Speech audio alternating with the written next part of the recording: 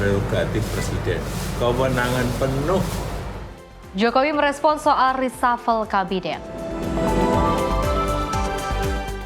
Bank Indonesia turunkan suku bunga acuan ke 4,75%. Barang bukti dengan jumlah tidak Polda Banten musnahkan barang bukti narkoba.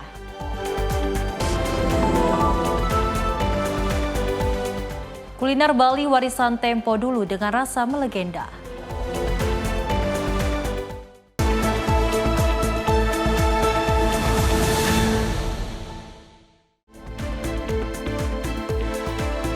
Halo, selamat pagi pemirsa Simpo TV. Selamat pagi Sally. Selamat pagi Festi. Apa kabar pagi hari ini? Baik, pagi hari Harus ini baik pasti ya, harus semangat pastinya. Karena kita berdua akan terus memberikan informasi yang terbaik untuk pemirsa di rumah terkait dengan perpolitikan, ekonomi dan juga berita hiburan lainnya. Dan tentunya pemirsa, kami akan menghadirkan informasi seputar peristiwa. Bersama saya Sally Sregar. Dan saya Festi Rahmadi, ini dia Menyapa Indonesia Pagi selengkapnya.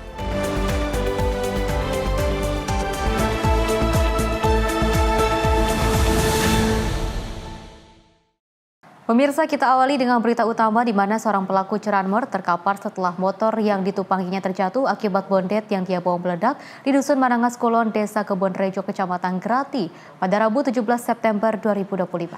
Saat kejadian, pemirsa, pelaku sedang berusaha melarikan diri ke arah Bulak Winongan usai melakukan curanmor. Inilah rekaman video amatir yang memperlihatkan warga sedang mengejar dua pelaku yang diduga melakukan aksi pencurian motor di wilayah Grati, Pasuruan, Jawa Timur pada Rabu 17 September 2025. Dalam rekaman itu, pelaku berusaha melarikan diri menggunakan sepeda motor curian. Namun saat dalam pelarian menuju Bulak Winongan, motor yang ditunggangi mendadak meledak akibat bondet yang dibawa pelaku. Satu pelaku langsung terjatuh dan tak berdaya, sementara satu pelaku lainnya berhasil kabur dan kini masih dalam pengecekan petugas. Pelaku yang terkapar saat ini telah diamankan Polsek Grati untuk diproses lebih lanjut, termasuk memeriksa jaringan kejahatan yang mungkin terlibat. Mutiara Aina Putri, tim redaksi Simpo TV melaporkan. Pemirsa, 3 rumah warga mengalami kerusakan parah setelah adanya ledakan yang diduga berasal dari tabung gas LPG 3 kg di Jalan Babakan Sari, Kiara Condong, Kota Bandung pada Selasa 16 September 2025. Selain merusak rumah, 2 orang dikabarkan mengalami luka bakar akibat peristiwa tersebut. Warga di Jalan Babakan Sari, Kiara Condong, Kota Bandung dikagetkan dengan suara ledakan yang diduga berasal dari tabung gas LPG 3 kg pada Selasa 16 September 2025 pagi. Ledakan memporak-porandakan rumah milik Nuriyati dan 2 anggota keluarga lainnya yang berdekatan. Selain merusak rumah, ledakan gas juga membuat 2 orang mengalami luka bakar yang cukup serius, sehingga harus dilarikan ke rumah sakit. Menurut informasi yang diterima, pemilik rumah membeli gas LPG kepada pedagang keliling gas LPG. Dan saat korban akan memasang gas LPG tersebut, tiba-tiba meledak. Kejadian kronologisnya mah tadi sekitar jam 8 pagi. Saya lagi biasa beres-beres lingkungan, terjadi ledakan hebat kan. Nah, kita langsung mengarah ke area sebelah sini. Memang kejadiannya sudah seperti ini gitu. Kejadiannya sudah hancur seperti ini. Baru dari ledakan kita ada 2 korban warga. Satu yang pemilik rumah, satu penjual gas yang biasa keliling. Kalau kronologis jelasnya mah kita juga belum tahu pasti dari korban karena masih dalam penanganan rumah sakit. Jadi kita belum bisa interogasi atau bertanya terhadap korban kejadian yang sesungguhnya gitu. Cuman keterangan dari warga, tetangga sekitar, itu sekitar jam 7 pagi itu udah bau gas ke tetangga gitu. Kalau lihat di lapangan mah gas 3 kilo sepertinya kan. Kalau posisi korban yang satu mah di tengah rumah, yang satu udah lari ke luar area rumah, sama si dua-duanya. Yang korban yang satu udah lari dengan keadaan luka bakar, yang satu mungkin masih shock, diam di dalam rumah, tapi dengan penuh luka bakar juga. Sampaikan kronologis, ini Bu Ika ini biasa dia pedagang jualan tabung gas 3 kilo. Nah kebetulan Ibu Nur Hayati butuh gas yang 3 kilo, kemudian dipanggil Bu Ika. Nah, saat di TKP itu si gas tuh dia udah punya satu bau dan bunyi bocor. Namun oleh si korban, Ibu Nur Hayati ini tidak tercium karena ruangannya mungkin agak tertutup. Ibu Ika datang untuk memastikan untuk gas yang awal. Nah, saat memastikan gas awal itu, terjadilah ledakan. Kalau kondisi korban seperti apa? Saat ini sedang penanganan awal ke puskesmas di Kiara Condong ini karena namun untuk peralatan dan medisnya tidak memadai, kita langsung rujuk ke Hasan Sadikin. Tim Inafis Polrestabes Bandung yang tiba di lokasi kejadian melakukan olah tempat kejadian perkara untuk memastikan penyebab dari rusaknya 3 rumah warga. Saat ini tempat lokasi kejadian telah dipasang garis polisi untuk penyelidikan lebih lanjut. Dari Bandung, Jawa Barat, kontributor Simpo TV melaporkan. Pemirsa, aksi baku hantam antar 2 kelompok pria terjadi di Jalan Keramat 7 Senen, Jakarta Pusat. Polisi menyebut keributan dipicu sengketa rumah antara penyewa dengan seseorang yang mengklaim memiliki rumah tersebut. Keributan antar 2 kelompok pria ini terjadi tepat di depan sebuah rumah di Jalan Keramat 7 Senen, Jakarta Pusat. Tak hanya saling dorong sambil berteriak dengan nada tinggi, kedua kelompok yang bertikai bahkan terlibat aksi baku hantam. Salah satu kelompok yang juga kalah jumlah akhirnya memilih kabur meninggalkan lokasi. Kasat Reskrim Polres Metro Jakarta Pusat, AKBP Robi Heri Saputra menyebut, keributan dipicu sengketa rumah antara pihak VR selaku penyewa rumah dengan pria berinisial RM yang mengklaim pemilik rumah. Awalnya RM datang bersama sejumlah orang untuk bermediasi dengan VR terkait dengan status sewa rumah tersebut, namun entah apa pemicunya. Namun aksi adu mulut dalam sekejap berubah menjadi bentrokan. Sejumlah orang dilaporkan terluka akibat bentrokan tersebut. Terkait hal tersebut, kami dari Polres Jakarta Pusat menerima 2 laporan dari yang menempati rumah atas nama Ibu VR dan yang diduga menjadi korban dalam video itu atas nama KM. Nah, jadi itu terkait datangnya KM ke rumah tersebut yang ditempati Ibu PR. Nah, kemudian Ibu PR melaporkan ada pengerusakan di pintu rumahnya. Terus kemudian juga saudara RM yang mendatangi rumah juga melaporkan ada dugaan penganiayaan, pemukulan sehingga mengakibatkan korban luka. Kedua belah pihak itu siapa dan apa sih penyebab keributan? Saudara RM diduga untuk hadir ke sana untuk mencoba mediasi, artinya untuk mencari jalan tengah karena rumah yang ditinggali Ibu VR itu masih menjadi objek sengketa. Kemudian tidak diterima dengan baik dan terjadilah insiden tersebut. Polres Metro Jakarta Pusat telah menerima 2 laporan sekaligus, yakni dari pihak VR dengan laporan pengerusakan pintu rumah dan laporan dari pihak RM dengan tuduhan penganiayaan. Polisi hingga kini masih melakukan pemeriksaan dan upaya mediasi guna mencegah bentrokan serupa kembali terjadi. Dari Jakarta, Dio Malau, Simpo TV melaporkan. Pemirsa, sebuah agen kelontong di Jalan Kedoya Duri Raya, Kebonceruk, Jakarta Barat dibobol oleh maling. Kawanan maling ini pemirsa masuk ke toko dengan cara memotong engsel pagar, kemudian mengambil dus berisi rokok dan uang tunai.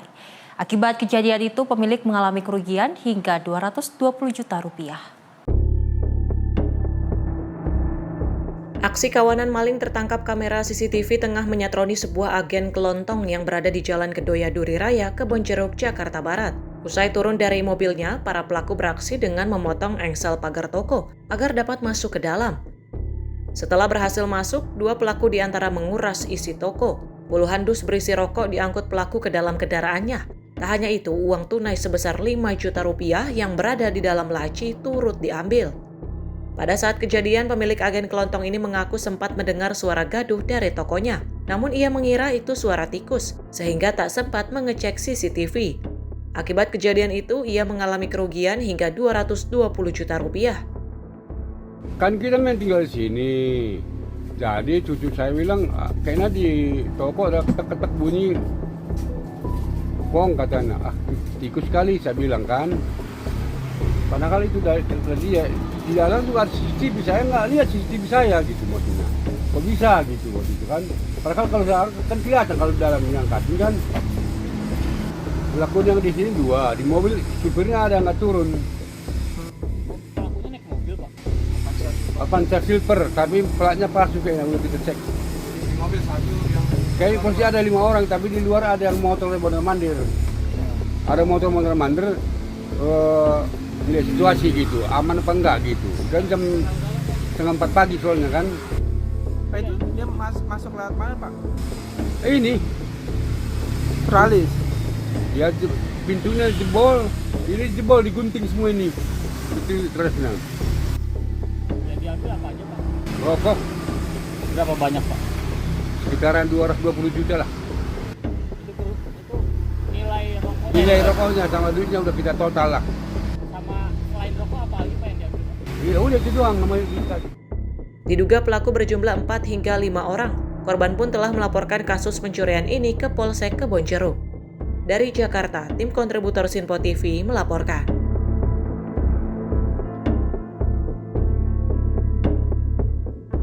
Peristiwa lainnya, pemirsa, aksi perampasan ponsel milik pegawai toko pulsa dan aksesoris ponsel terekam oleh kamera CCTV. Pelaku yang berpura-pura meminta ditransfer uang melalui top up membawa lari ponsel korban. Peristiwa perampasan itu terjadi di salah satu toko penjual pulsa dan aksesoris ponsel di Jalan Tempuling, Medan, Sumatera Utara, terekam kamera CCTV pada 10 September 2025 lalu. Dalam rekaman kamera pengawas CCTV tersebut, terlihat pelaku bersama seorang rekannya mengendarai sepeda motor, menghampiri toko ponsel yang menjadi target para pelaku. Pelaku kemudian berpura-pura penjaga toko mentransfer uang melalui top up. Saat penjaga toko mengeluarkan ponsel dan akan mengirim dana yang diminta, pelaku merampas ponsel korban dan langsung melarikan diri dengan mengendarai sepeda motor. Korban sempat mengejar dan berteriak rampok, namun pelaku keburu jauh dan sulit dikejar korban. Seskia, penjaga toko ponsel pada Rabu 17 September 2025 siang, mengatakan kejadian yang dialami tokonya bukan pertama kali terjadi. Sebelumnya pada Juni 2025 lalu, toko ini juga sempat disantroni para pelaku pencurian dan mengobrak-abrik seisi toko. Orang datang sendiri, katanya, Kak, beli dana, berapa? 10.000, turis ya Kak, ya. Ya beginiin, aku buka aplikasi. Udah langsung diambil. Berapa orang lakuin? 2. Meski menjadi korban, namun kasus perampasan ini tidak dilaporkan korban ke kantor polisi. Dari Medan, Sumatera Utara, kontributor Sinpo TV melaporkan.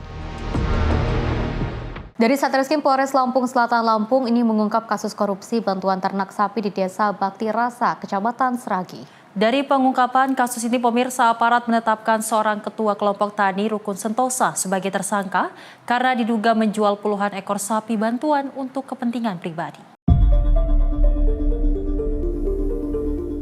Satuan Reserse dan Kriminal Polres Lampung Selatan Lampung menetapkan seorang tersangka kasus korupsi penyimpangan bantuan ternak sapi. Tersangka yakni ketua kelompok tani Rukun Sentosa berinisial PU di Desa Bakti Rasa, Kecamatan Seragi, Kabupaten Lampung Selatan. Modus tersangka melakukan korupsi tersebut dengan cara menjual 20 ekor sapi betina indukan yang merupakan bantuan dari Kementerian Pertanian tahun 2021 yang diajukan tanpa sepengetahuan anggota kelompok. Dari perbuatan tersebut, negara mengalami kerugian mencapai 277,7 juta rupiah. Harusnya pelaku atau tersangka ini harusnya mendistribusikan sapi tersebut. Namun pada pelaksanaannya sapi tersebut dijual oleh pelaku, sehingga pelaku mendapat keuntungan kurang lebih 277.770 rupiah.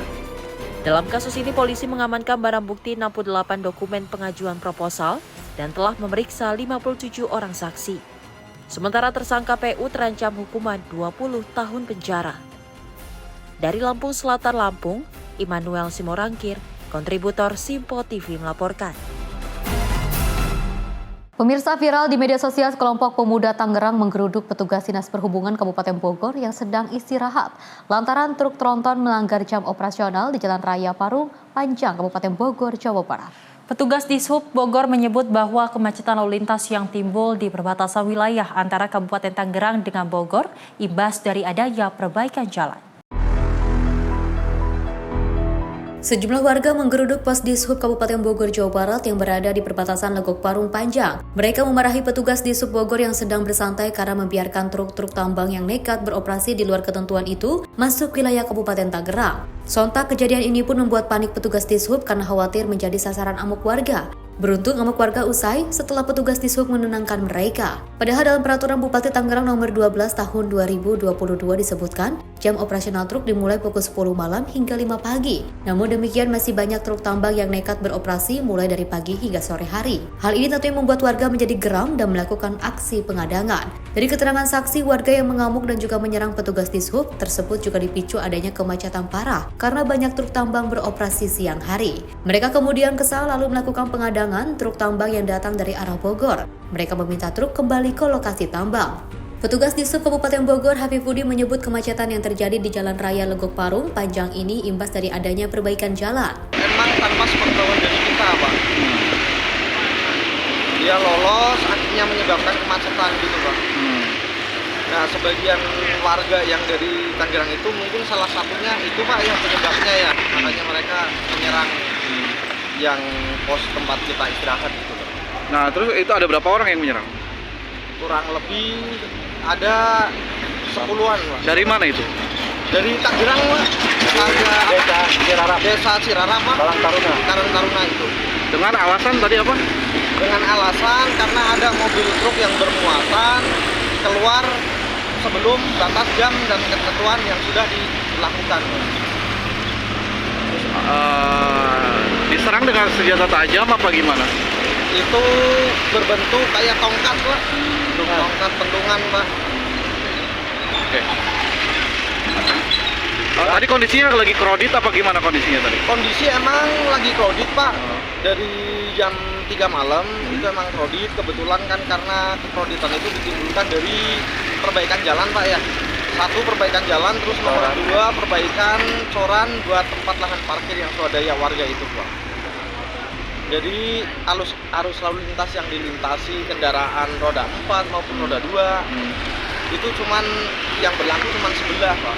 Hingga saat ini petugas Dishub Kabupaten Bogor dan Satpol PP disiagakan di lokasi kejadian untuk mengantisipasi adanya truk tambang yang melintas masuk ke wilayah Kabupaten Tangerang. Dari Kabupaten Bogor, Mujib Ratu Mairisa, kontributor Simpo TV, melaporkan. Pemirsa, Ditres Narkoba Polda Banten memusnahkan barang bukti narkoba hasil tangkapan sepanjang tahun 2025.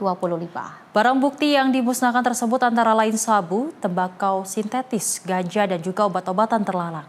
Pemusnahan ini, pemirsa, merupakan hasil dari pengungkapan 577 kasus narkoba di wilayah Banten.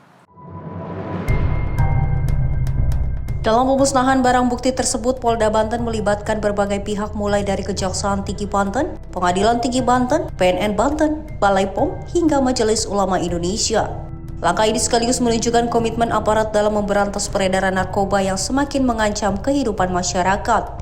Ditres Narkoba Polda Banten Kombes Pol Wiwin Setiawan menyebutkan, perkembangan perekonomian di daerah Banten membawa dampak sosial yang cukup signifikan. Salah satunya meningkatkan kriminalitas dan ancaman keamanan, termasuk Banten menjadi daerah rawan peredaran gelap narkotika. Sepanjang tahun 2025, Polda Banten mencatat 577 kasus narkoba dengan 77 tersangka. Adapun barang bukti yang berhasil disita antara lain, sabu seberat 11,3 kg, ganja 547,73 gram, tembakau sintetis 5,9 kg, ekstasi 503 butir, serta obat-obatan sebanyak 313.000 butir.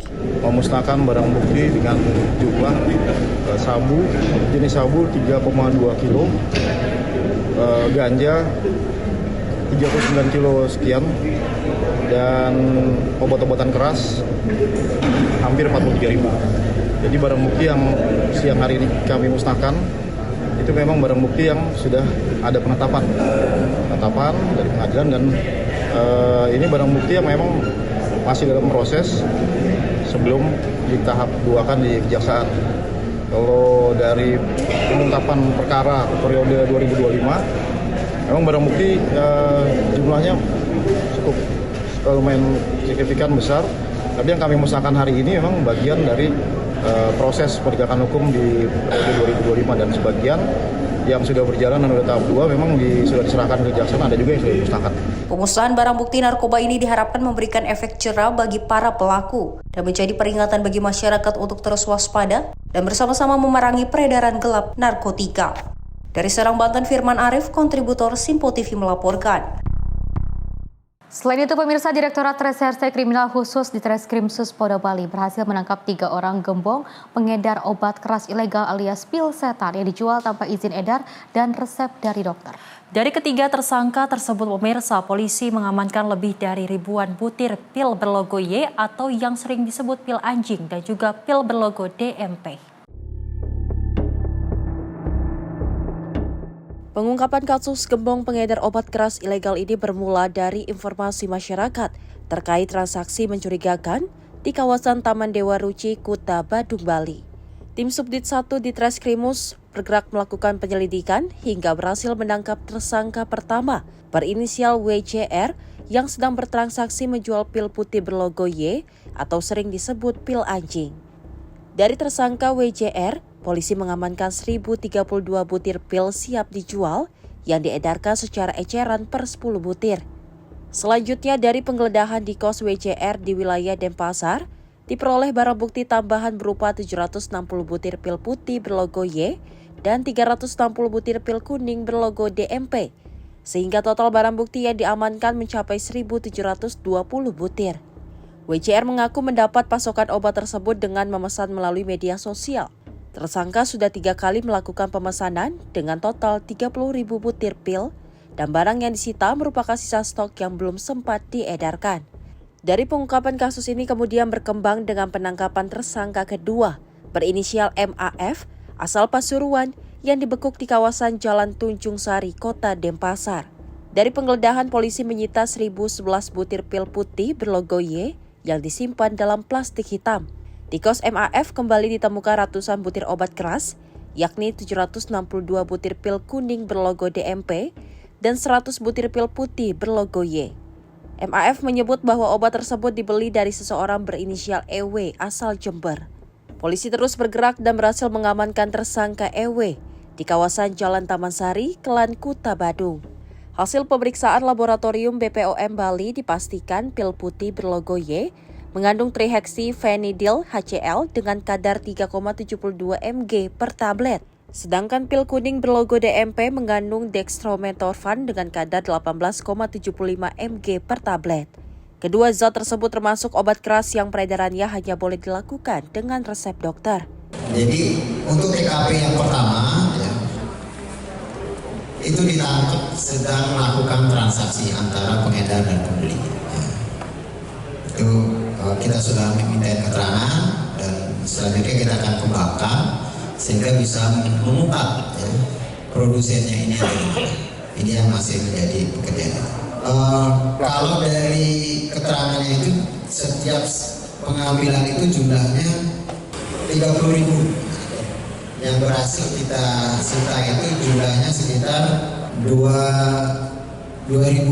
Jadi sebagian itu sudah berhasil untuk dijual. Ini yang banyak beli ini anak muda atau apa, Pak? Informasi yang kita dapatkan itu dari pekerja. Karena harganya 10 butir itu dijual 30.000. Satu sisi memang bikin kuat ya, tapi sisi lain ada dampaknya. Tidak bisa tidur. Atas perbuatannya, ketiga tersangka dijerat dengan pasal 435 dan pasal 436 Undang-Undang Nomor 17 Tahun 2023 tentang Kesehatan dengan ancaman hukuman maksimal 12 tahun penjara dan denda hingga 5 miliar rupiah. Dari Bali, Bagus Raditya, kontributor Simpo TV melaporkan. Ya, Seli dan juga pemirsa, sedih sekali ya rasanya kalau kita melihat pemberitaan terkait dengan adanya narkotika ataupun beberapa narkoba yang masih diedarkan di beberapa masyarakat seperti itu. Tapi kalau kita melihat memang dari kasus seperti ini terkait dengan narkoba ini kan salah satu bentuk obat yang mungkin terlarang ya seperti itu. Dan juga kan salah satu bentuk obat yang sebetulnya harus ada resep dari dokter ataupun ada izin dari dokter. Dan kita juga sebelumnya ini sangat mengapresiasi langkah dari penegak hukum, terus juga orang-orang tim gabungan yang juga turut membantu membantu melerai hal ini ya. Kalau kita lihat kan ini sangat berbahaya sekali, apalagi kalau misalnya dikonsumsi, disalahgunakan, terus juga bisa berlebihan. Ini juga efeknya juga sangat banyak sekali. Tidak hanya merugikan diri sendiri, tapi juga ini efek dari kesehatannya akan berkepanjangan. Betul, memang kalau kita ketahui akhirnya sudah ditangkap 3 tersangka, di mana memang ini barang buktinya cukup banyak. Ada pil yang cukup keras, yaitu ada sebutannya pil berlogo Y dan juga pil berlogo DMP, di mana memang ternyata ini sudah diedarkan banyak ke provinsi-provinsi yang mengakibatkan akhirnya banyak orang yang sudah mengonsumsi pil-pil tersebut.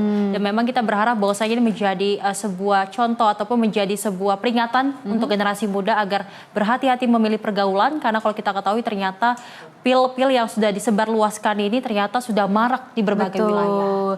Kita harus jauh lebih berhati-hati ya, apalagi kalau misalnya anak-anak muda nih biasanya kan gampang banget stres, gampang banget apa-apa kena mental health kayak gitu kan ya. Maka dari itu karena kita sama-sama peduli dengan adanya mental health yang ada terjadi di luar sana seperti itu, kita harus berhati-hati bagaimana caranya kita ketika kita mendapatkan sesuatu yang membuat kita depresi, stres, mungkin kita bisa healing gitu kan ya, untuk meninggalkan sebuah pening-pening yang ada. Jadi kalau misalnya kita lagi stres, lagi depresi, kita jangan sampai lari ke obat-obatan terlarang, tapi cari hal-hal yang inovasi-inovasi yang bagus, terus juga hal-hal positif yang bisa meningkatkan kekuatan positif untuk kita semua ya, karena kan kita juga harus jadi orangnya good vibes gitu kan ya, selain jadi good reckoning ya Sally, tapi kita juga harus ada good vibes-nya seperti itu. Mudah-mudahan tidak ada ya yang terjerat dengan kasus narkoba lagi. Dan pemirsa, informasi menariknya akan kami hadirkan usai jeda. Tetap bersama kami di Menyapa Indonesia Pagi.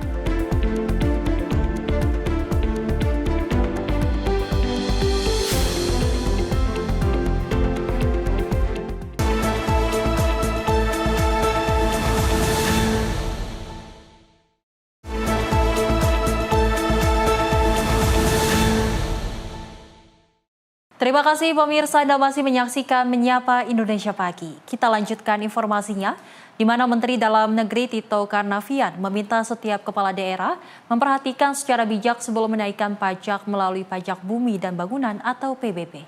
Menurutnya kenaikan pajak harus mempertimbangkan kondisi sosial ekonomi masyarakat, juga dengan melakukan sosialisasi terlebih dahulu. Menteri Dalam Negeri Tito Karnavian membenarkan bahwa salah satu cara untuk meningkatkan pendapatan daerah yakni melalui pajak. Namun kepala daerah setempat juga harus betul-betul memahami bagaimana kondisi sosial masyarakatnya sebelum memutuskan untuk menaikkan pajak. Tito menuturkan pertimbangan untuk menaikkan pajak melalui PBB dapat dilakukan pemerintah daerah melalui sosialisasi.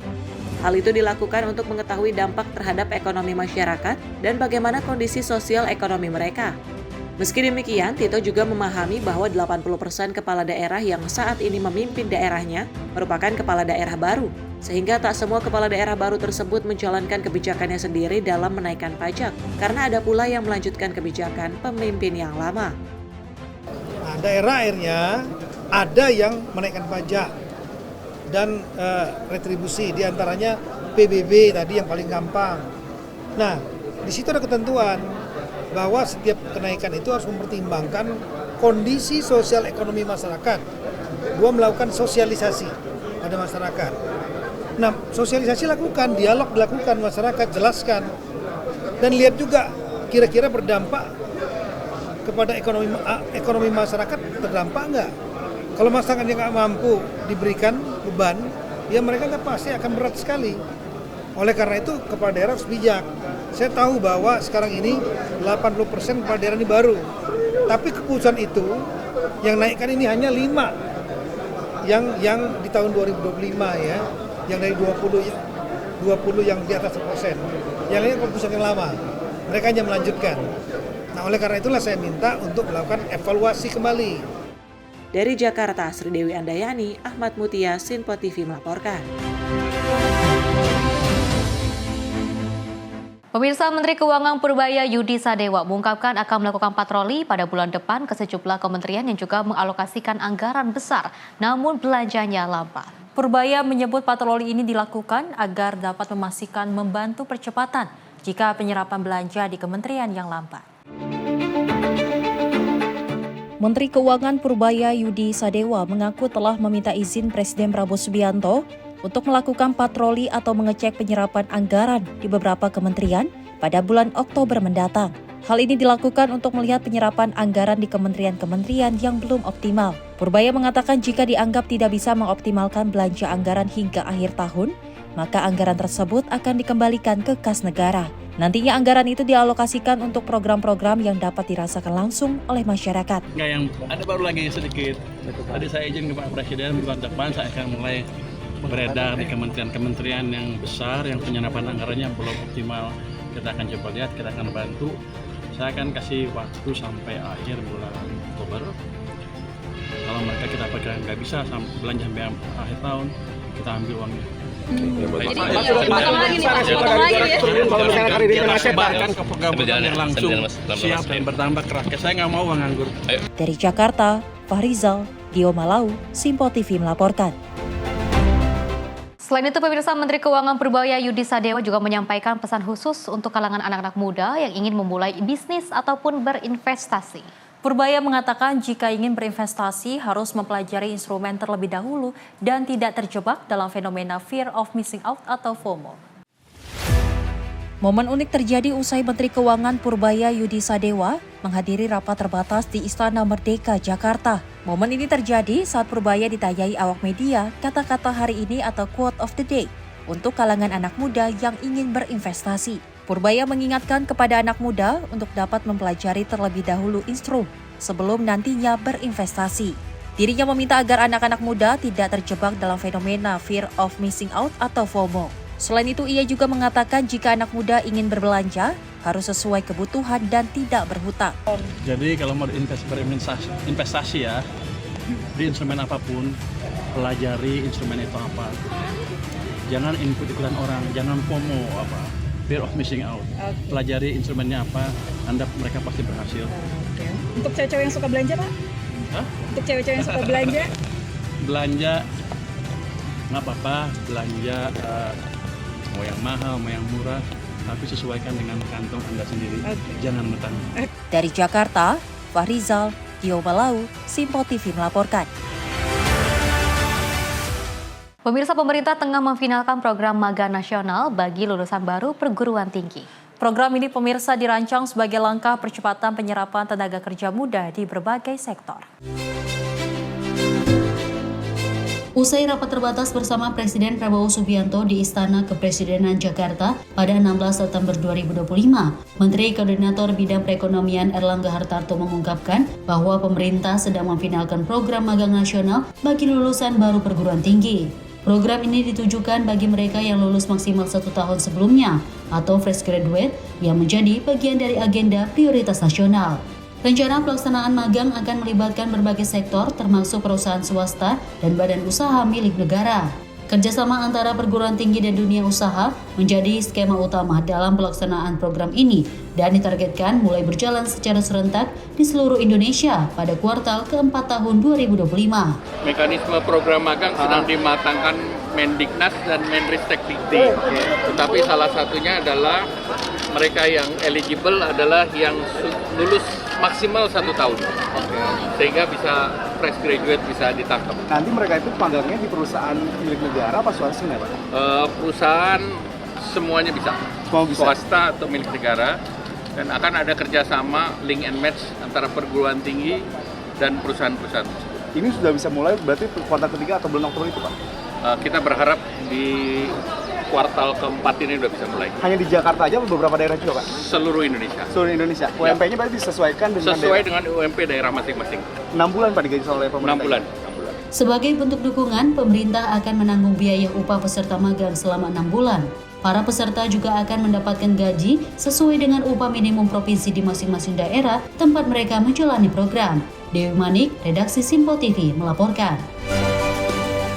Pemirsa, dari Pemprov DKI Jakarta menetapkan tarif Rp1 untuk layanan Transjakarta, MRT, dan LRT pada 17 dan 19 September 2025. Kebijakan ini, pemirsa, berlaku dalam rangka memperingati Hari Perhubungan Nasional dan Hari Keselamatan Lalu Lintas.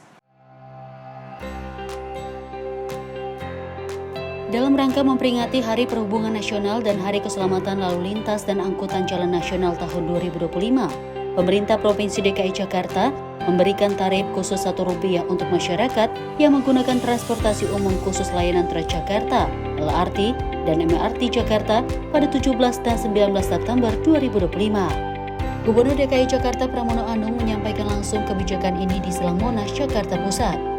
Kebijakan ini juga bertepatan dengan pelaksanaan program Rabu Wajib Angkutan Umum bagi ASN, di mana seluruh aparatur diwajibkan menggunakan transportasi publik.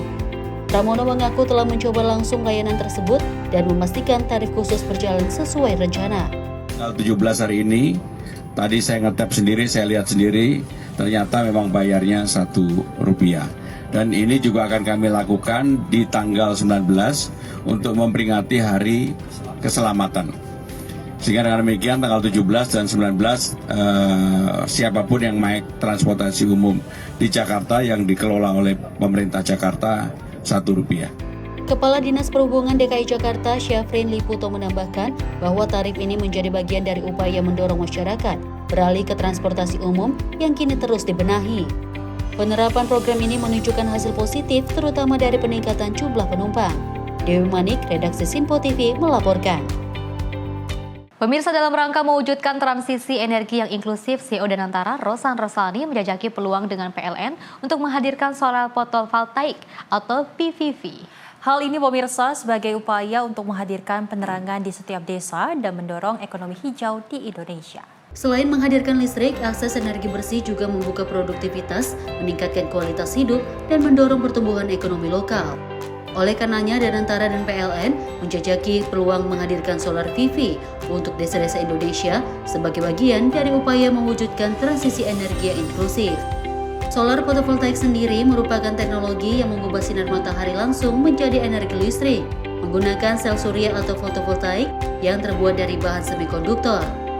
Sinar matahari yang mengandung foton akan diserap oleh bahan semikonduktor, melepaskan elektron, dan menghasilkan arus listrik melalui proses yang disebut efek fotovoltaik.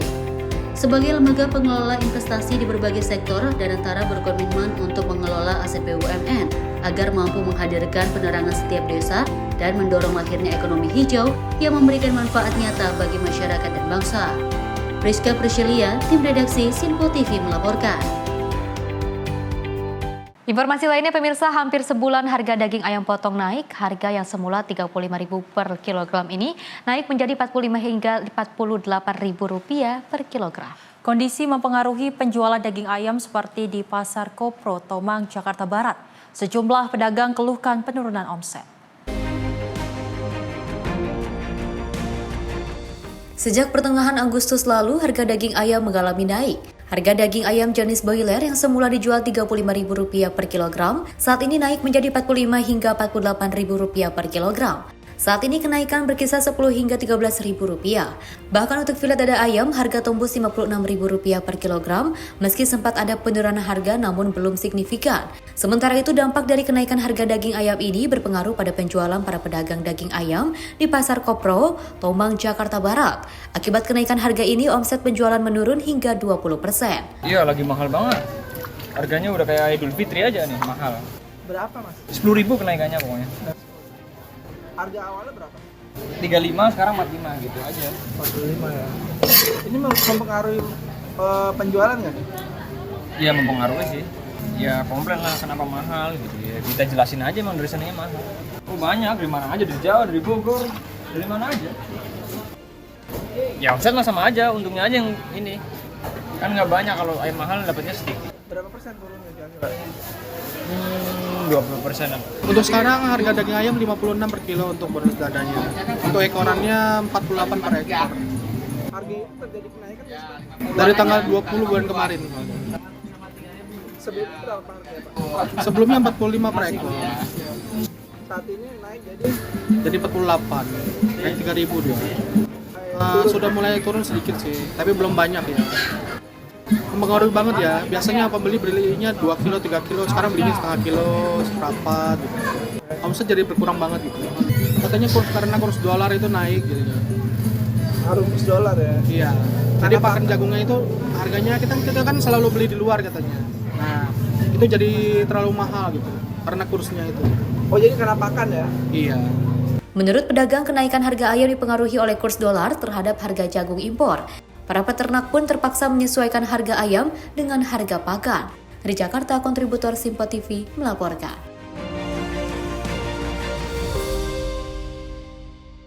Pemirsa, tumpukan sampah menggunung di Jalan Babakan Cianjur, Kota Bandung, Jawa Barat. Ketinggian sampah yang mencapai lebih dari 3 meter ini berdampak pada kesehatan dan juga aktivitas warga sekitar. Seperti inilah tumpukan sampah yang menggunung di Jalan Babakan Cianjur, Kota Bandung, Jawa Barat pada Rabu siang. Banyaknya tumpukan sampah yang memakan badan jalan ini mengganggu aktivitas warga sekitar. Tak hanya itu, lokasi tempat pembuangan sampah sementara yang berdekatan dengan taman bermain anak-anak dan permukiman warga ini menyebabkan kesehatan warga terganggu. Ketinggian sampah di sini lebih dari 3 meter yang sudah terjadi 3 bulan terakhir. Menurut warga, tumpukan sampah sangat mengganggu aktivitas. Dirinya terpaksa menutup warung selama 2 bulan karena baunya tak sedap. Bahkan anaknya sakit asma karena setiap hari menghirup bau sampah. Ya sering ya banyak penumpukan, cuma kan di dalam aja, nggak sampai ke jalan. Terus kasihan apa yang pada lewat, pas hari Sabtu sampai 8 motor yang jatuh. Hari Minggu ada 7 motor, kasihan makan yang pedagang kecil gitu ya. Rodanya sampai ke ambruk, yang gitu jatuh, hancur pas hari Minggu. Bu, udah berapa lama tumpukan kayak gini, Bu? Ini udah ada 3 bulan lebih. Kenapa Bu bisa numpuk kayak gini, Bu? Kurang tahu juga sih. Dampaknya keluarga ya banyak yang kena sesak napas. Seperti saya juga kan sama. Kemarin pas hari apa gitu ke dokter hari Senin karena sesak ya, karena dari bau itu. Bau sampah. Jadi asma kan. Ini anak juga kemarin hari Senin diperiksa sesak juga. Terus ada ini apa sih polip. Karena pas banyak sampah teh mimisan terus mimisannya kan gak wajar. Kalau mimisan pas demam kan gak apa-apa. Ini kan lagi sehat juga keluar darah tiba-tiba banyak. gitu. Tiba-tiba sampai sehari 4 kali.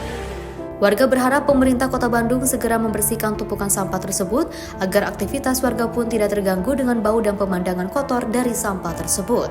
Dari Bandung, Jawa Barat, kontributor Simpo TV melaporkan. Sally dan juga pemirsa, siapa sih yang tidak tahu Kota Bandung, kota yang juga dikenal sebagai kota yang banyak sekali kesejukan, terus juga banyak wahana-wahana ataupun wisata-wisata alam yang sangat digandrungi oleh turis-turis mancanegara, terus juga bahkan tidak hanya dari turis-turis mancanegara tapi daerah-daerah lokal pun juga turut hadir di Bandung untuk menikmati suasana-suasana di sana. Kalau kita lihat kan banyak sekali kafe-kafe unik, kafe-kafe yang sangat viral banget di media sosial dan banyak sekali wisata-wisata yang bisa kita datangi. Tapi kalau misalnya kita melihat banyak sekali tumpukan sampah kan sangat disayangkan ya ketika banyak sekali tumpukan sampah di sana, ini sangat mengganggu pemandangan. Tidak hanya mengganggu pemandangan tapi juga bisa menghadirkan sebuah aroma bau yang sangat tidak sedap, tidak kuat baunya, nggak tahan gitu kan ya, sangat disayangkan sekali. Tapi dari Pemkab Bandung ataupun dari Wali Kota Bandung Muhammad Farhan juga melakukan langkah antisipasi yang sangat luar biasa, langsung bergotong royong untuk sama-sama menjaga warga Bandung dan juga jaga lingkungan. Betul, dan mungkin untuk masyarakat ataupun warga Bandung, Jawa Barat yang ada di sana,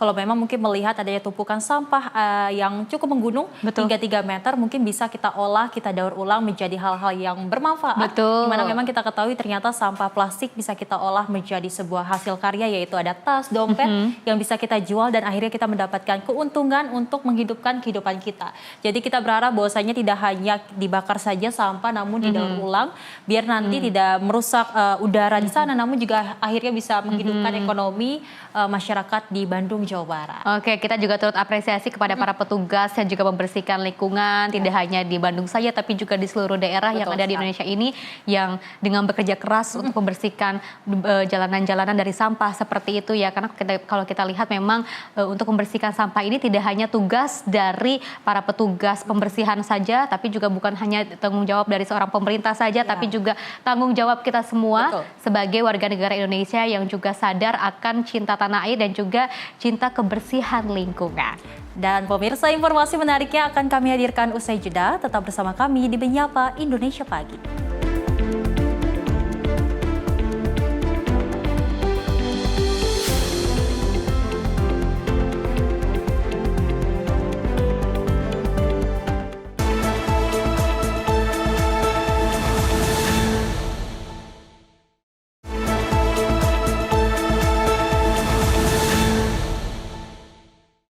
Terima kasih pemirsa, Anda masih bersama kami dan kita lanjutkan informasinya. Presiden ke-7 RI Joko Widodo angkat bicara mengenai reshuffle menteri, termasuk menteri-menteri di era pemerintahannya yang diganti. Dan Jokowi menyebut reshuffle Kabinet Merah Putih atau pergantian menteri merupakan hak prerogatif dari Presiden.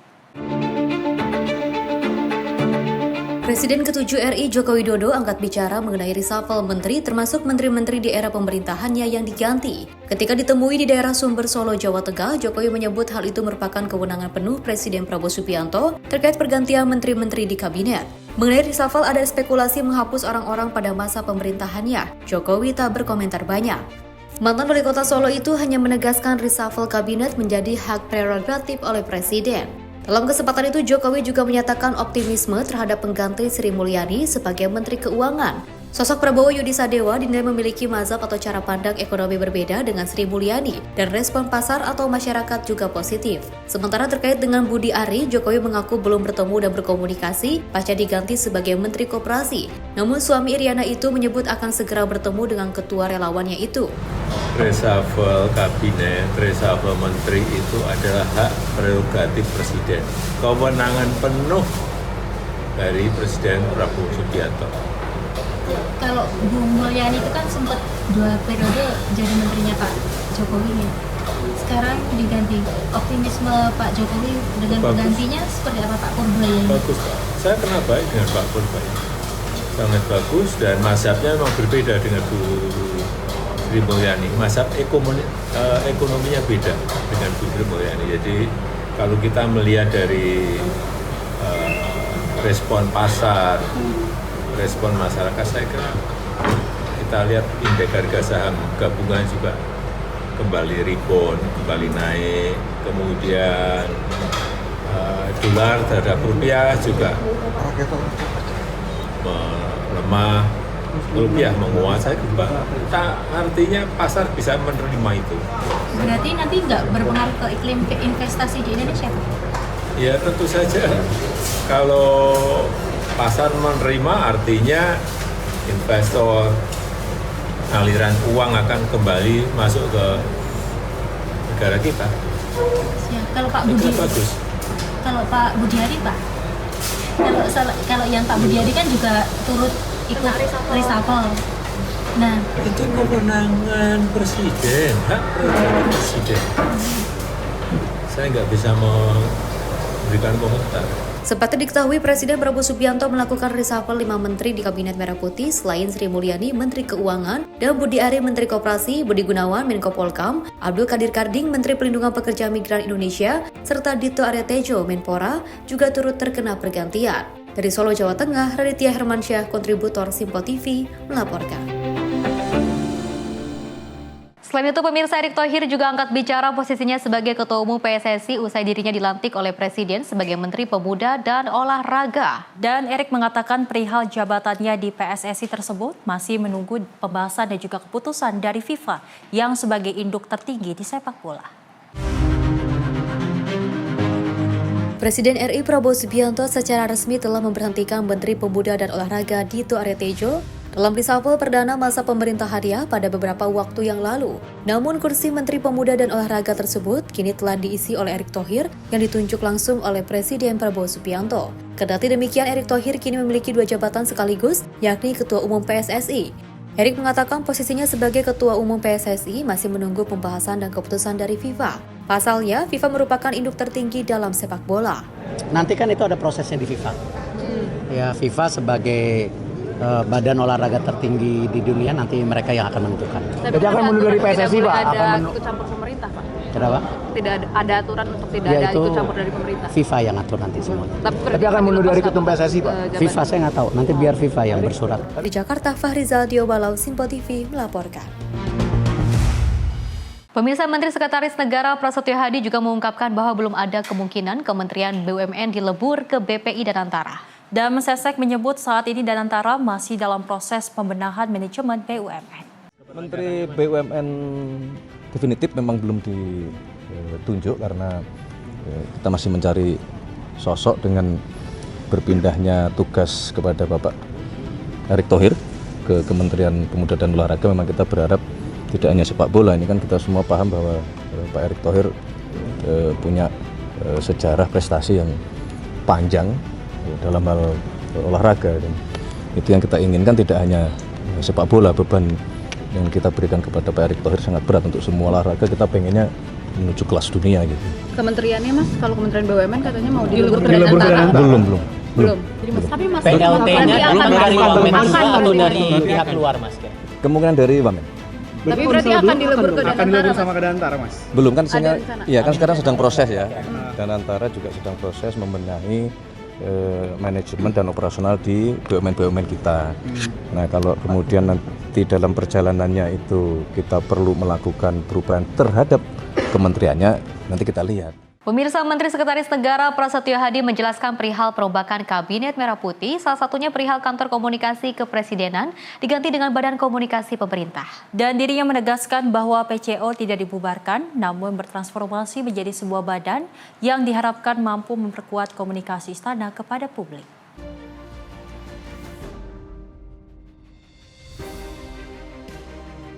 Presiden Prabowo Subianto melantik Angga Raka Prabowo sebagai Badan Komunikasi Pemerintah pada Rabu 17 September 2025. Sebelum melantik Angga Raka, Presiden memberhentikan terlebih dahulu Kepala Kantor Komunikasi Kepresidenan Hasan Nasbi. Perihal tersebut, Menteri Sekretaris Negara Prasetyo Hadi menegaskan status Kantor Komunikasi Presiden yang kini bertransformasi menjadi Badan Komunikasi Pemerintah. Prasetyo menjelaskan PCO tidak dibubarkan. Namun terkait tugas dan fungsinya dipindahkan kepada Badan Komunikasi Pemerintah yang kini dipimpin oleh Angga Raka Prabowo. Ya, yang pertama adalah begini, ini bukan membentuk badan baru, tetapi mentransformasi yang perubahan dari Kepala Kantor Komunikasi Kepresidenan menjadi Badan Komunikasi Pemerintah. Jadi setelah coba kita evaluasi, maka kita membutuhkan perbaikan dalam hal komunikasi, tidak hanya mewakili kantor kepresidenan, tetapi juga kita ingin secara lebih luas. Nah, maka kemudian kita rubah ini menjadi Badan Komunikasi Pemerintah. Nah, cakupannya bisa juga pemerintah di sini, termasuk pada nanti bagaimana kita mensinkronkan komunikasi pemerintah pusat, pemerintah provinsi maupun pemerintah daerah terhadap seluruh program-program yang sedang dan akan dikerjakan oleh pemerintah. Apa yang selama ini menjadi tugas fungsi PCO, ya, sekarang nanti dengan Kepres yang baru yang menyebutkan di situ menjadi Badan Komunikasi Pemerintah, dipindahkanlah tugas fungsi PCO ke dalam Badan Komunikasi Pemerintah. Angga Raka Prabowo juga sebagai Wakil Menteri Komunikasi dan Digital ini diminta oleh Presiden Prabowo untuk memperkuat bidang komunikasi. Tim redaksi Sinpo TV melaporkan.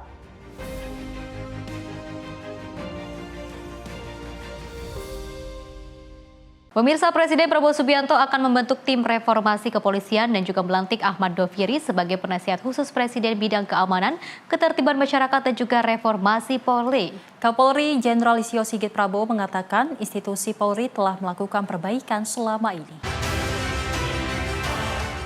Presiden Prabowo Subianto akan membentuk tim reformasi kepolisian dan melantik Ahmad Doviri sebagai penasihat khusus Presiden bidang keamanan, ketertiban masyarakat dan reformasi Polri. Kapolri Jenderal Listio Sigit Prabowo mengatakan institusi Polri telah melakukan perbaikan selama ini.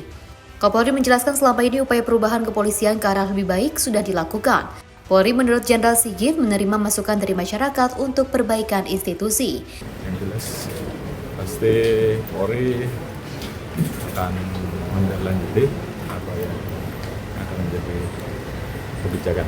Ini kita terus melakukan upaya transformasi dan reformasi untuk perbaikan. Artinya Polri selalu terbuka terhadap evaluasi, masukan-masukan dari luar untuk terus melakukan perbaikan bagi institusi, baik dalam kegiatan-kegiatan kita maupun juga hal-hal yang diharapkan oleh masyarakat. Kita sudah punya program untuk penanganan aksi demo yang sudah sesuai dan diatur dalam Undang-Undang Nomor 9, kita memberikan pelayanan. Bahkan kadang-kala bila diperlukan, kita memfasilitasi untuk bisa terjadinya suatu dialog. Ya. Dan kita melakukan pelayanan pengamanan. tapi terhadap hal-hal yang sifatnya merugikan kepentingan umum, kemudian melanggar norma-norma, melanggar aturan, dan tentunya tidak sesuai dengan apa yang diatur dalam Undang-Undang Nomor 9, tentunya ada tahapan yang harus kita lakukan dan kita informasikan di awal tahapan-tahapan itu. Presiden Prabowo Subianto resmi menunjuk Jenderal Ahmad Doviri sebagai penasihat khusus Presiden bidang Kamtibmas dan reformasi kepolisian. Keputusan ini bukan tanpa alasan. Rekam jejak panjang Doviri di kepolisian dinilai sangat mumpuni untuk membantu Presiden Prabowo Subianto mewujudkan agenda besar reformasi di tubuh Polri. Nama Doviri bukan sosok asing bagi publik. Yang dikenal sebagai jenderal berintegritas yang juga pernah memimpin sidang Komisi Kode Etik Polri yang berujung pada pemecatan Verdi Sambo. Dari Jakarta, Dio Malau, Simpo TV melaporkan.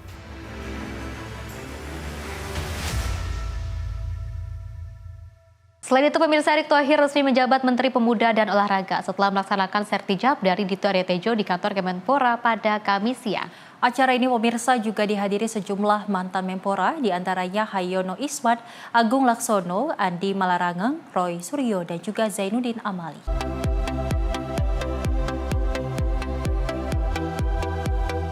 Serah terima jabatan Menteri Pemuda dan Olahraga digelar di kantor Kemenpora pada Kamis 18 September 2025. Erick Thohir resmi menggantikan Dito Aryo Tejo sebagai Menteri Pemuda dan Olahraga setelah dilantik Presiden Prabowo Subianto di Istana Negara pada Rabu kemarin. Acara sertijab ini berlangsung hikmat dengan dihadiri sejumlah mantan Menpora, mulai dari Hayono Isman, Agung Laksono, Andi Malarangeng, Roy Suryo, hingga Zainuddin Amali. Kehadiran para tokoh tersebut memberikan dukungan moral bagi Erick Thohir dalam mengemban amanah baru. Dalam sambutannya, Dito Aryo Tejo menyampaikan optimisme bahwa di tangan Erick Thohir pembinaan olahraga Indonesia akan semakin berkembang dan berkiprah di tingkat internasional. Dito juga berharap meski merangkap sebagai Ketua Umum PSSI, Erick Thohir dapat memberikan perhatian terhadap cabang-cabang olahraga lainnya. Dan saya yakin di tangan Pak Erick yang sangat dingin dan juga jam terbang sangat tinggi, saya yakin olahraga Indonesia akan jauh semakin melayang di dunia. Insya Allah juga Pak Erick, titipan saya maupun Pak Erick Ketua PSSI, semoga olahraga lainnya diperhatikan lebih tinggi lagi. Kalau PSSI bentuk mengkotok, ini tinggal garis tangan lolos Piala Dunia. Itu bukti kesuksesan Pak Erick. Dari Jakarta, Jihan Nabila, Mutia Anggiani, Simpo TV melaporkan.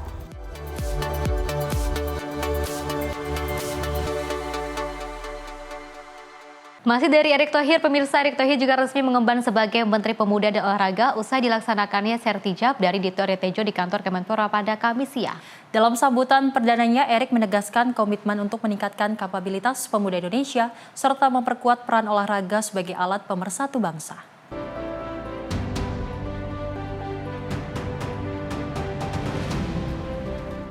Dalam sambutan perdana sebagai Menteri Pemuda dan Olahraga, Erick Thohir menyorot pentingnya peran pemuda dalam membangun bangsa. Ia menegaskan pemuda Indonesia harus berani bermimpi, berani berprestasi, dan berani menunjukkan cinta tanah air. Untuk mendukung hal tersebut, Erick menyampaikan bahwa program-program Kemenpora akan diarahkan untuk bersinergi dengan berbagai kementerian agar lebih efisien dan juga tepat sasaran. Di bidang olahraga, Erick menekankan pentingnya semangat memberikan yang terbaik serta memposisikan olahraga sebagai alat pemersatu bangsa. Erick juga mengajak para tokoh dan pimpinan pemuda untuk bersama-sama berdiskusi membangun arah masa depan bangsa yang lebih kuat dan bermartabat. Menteri Pemuda dan Olahraga penting meningkatkan kapabilitas kepemudaan kita. Kita harus ciptakan mimpi pemuda-pemudi yang berani bermimpi. Pemuda-pemudi yang berani berprestasi. Pemuda-pemudi yang berani cinta tanah air kita.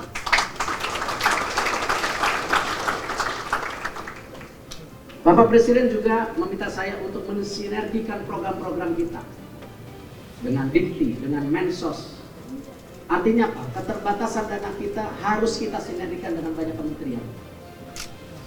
Efisiensi, efektivitas harus terus dilaksanakan. Karena kita satu negara. Di olahraga. Olahraga adalah duta bangsa.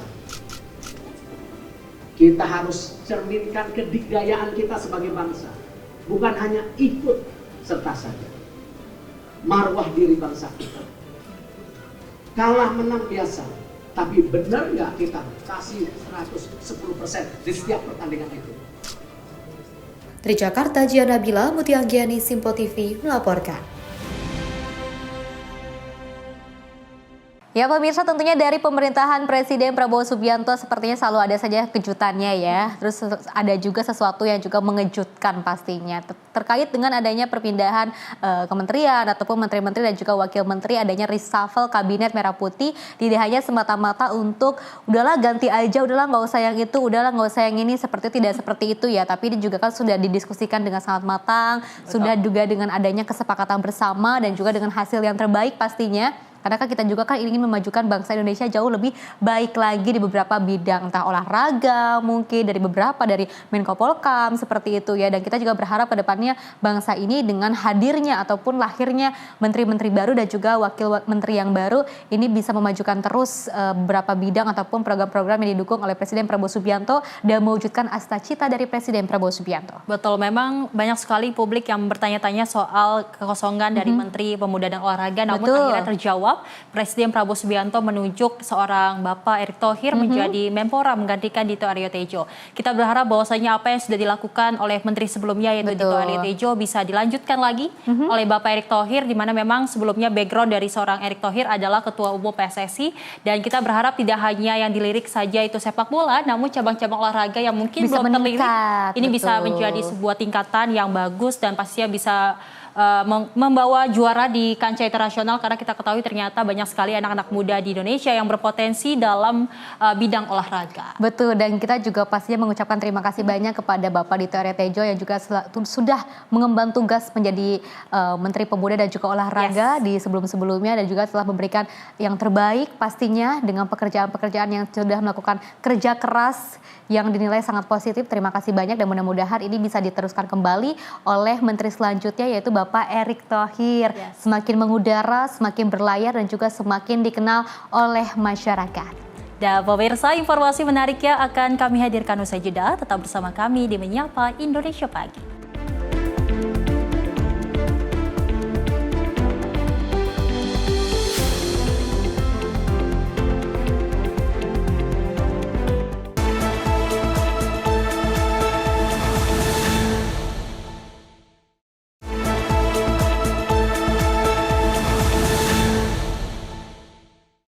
Selamat pagi pemirsa, Anda masih menyaksikan Menyapa Indonesia Pagi. Informasi kita lanjutkan, di mana Bank Indonesia menurunkan suku bunga acuan atau BI Rate menjadi 4,75% berdasarkan rapat Dewan Gubernur. Tentunya langkah ini diambil sebagai bagian dari upaya mendorong pertumbuhan ekonomi dan juga menjaga stabilitas. Sebagai respon terhadap kondisi ekonomi terkini, Bank Indonesia kembali menyesuaikan kebijakan moneternya. BI menurunkan suku bunga acuan atau BI Rate sebesar 25 basis point menjadi 4,75% pada periode September 2025.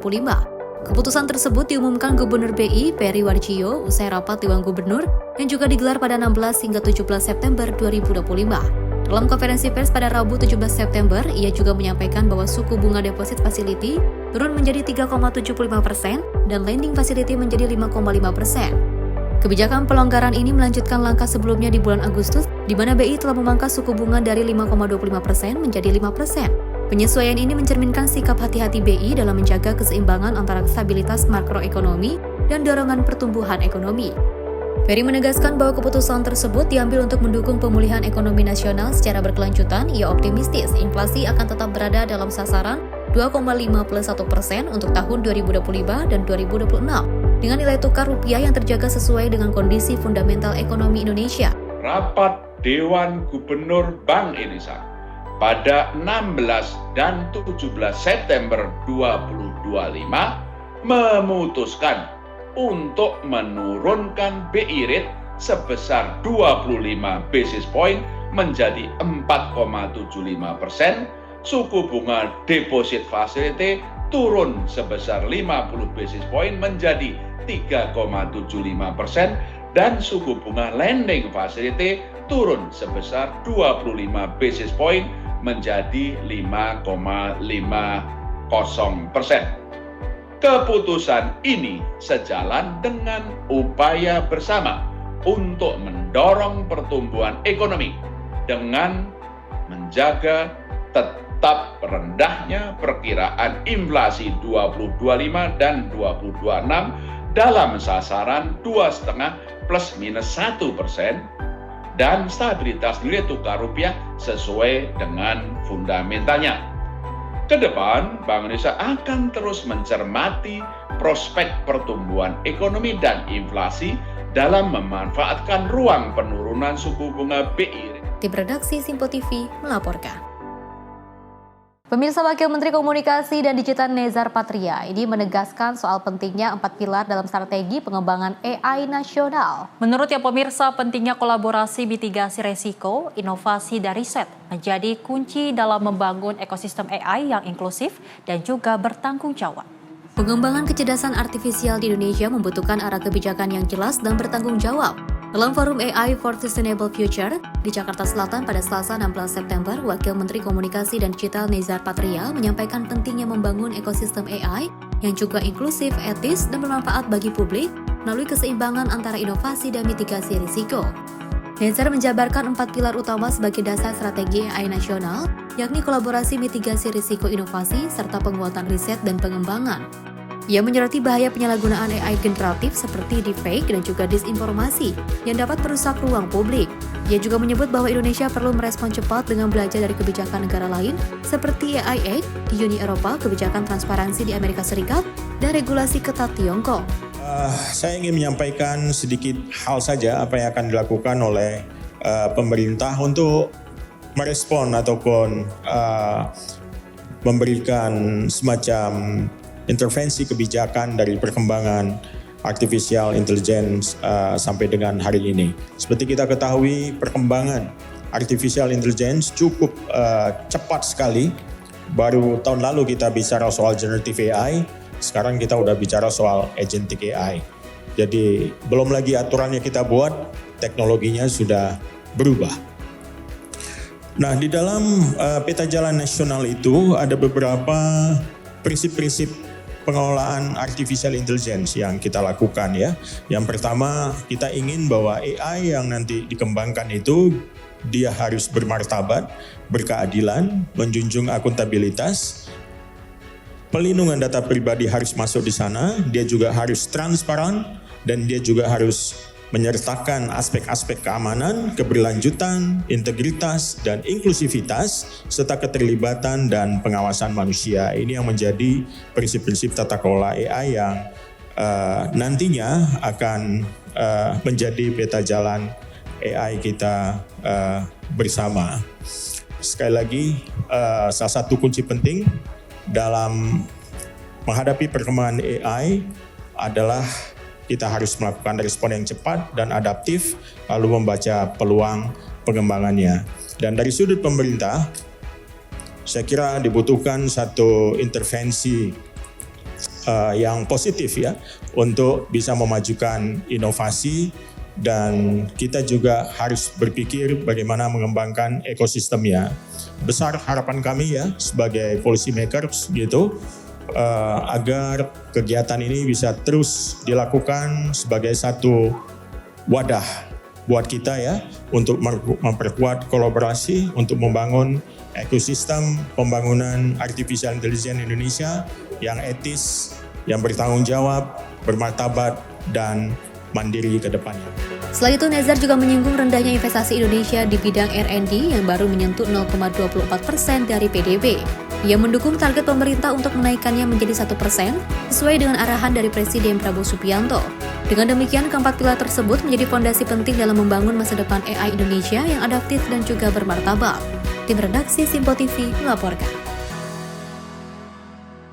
Dari Menteri Komunikasi dan Digital Mutia Hafid menilai kolaborasi dengan media ini sangat penting sekali untuk memperkuat literasi digital masyarakat. Mutia menilai pesan literasi yang datang dari media kerap lebih didengar publik dibandingkan dari pemerintah.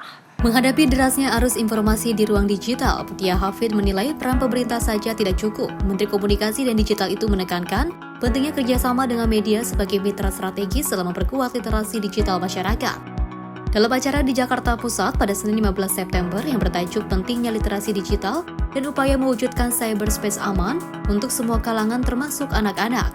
Ia menyampaikan bahwa media memiliki pengaruh kuat dalam membentuk pemahaman publik. Mutia mengungkapkan pesan-pesan literasi yang disampaikan melalui media cenderung lebih dipercaya masyarakat dibandingkan jika berasal langsung dari pemerintah. Berdasarkan data Kementerian Komdigi, lebih dari 226 juta warga Indonesia atau 80,66% populasi sudah terkoneksi internet dengan durasi penggunaan rata-rata mencapai 8 jam 40 menit per hari. Meski demikian, masih ada sekitar 50 juta orang yang belum tersentuh akses digital dan tantangan signifikan justru datang dari anak-anak.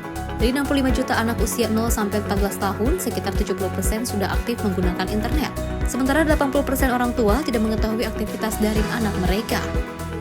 Teman-teman media jauh lebih cepat daripada pemerintah membacanya dan itu sah-sah saja, Pak Andi. Kita perlu saling melengkapi, kita perlu saling mengingatkan, dan kita perlu kolaborasi terutama di literasi.com ada program literasi digital. Ada relawan-relawan yang membantu di berbagai hal dan mudah-mudahan bisa berkolaborasi dengan pemerintah secara erat untuk terus membangun literasi kepada masyarakat. Karena kadang kalau media melakukan literasi lebih didengar Pak daripada kalau pemerintah yang tantangannya kita akan hadapi tidak mudah. Tapi sebagaimana kita yakini bahwa seluruh tantangan hadir dengan kemudahan, jadi mari berjibaku untuk mencari berbagai kemudahan yang ditawarkan oleh kemajuan zaman. Mutia menegaskan bahwa meskipun tantangan era digital semakin kompleks, peluang untuk membangun ruang digital yang aman dan inklusif tetap terbuka. Karena itu, kolaborasi antar pemerintah dan media menjadi langkah penting agar literasi digital menjangkau seluruh lapisan masyarakat. Tim Redaksi Simpo TV melaporkan.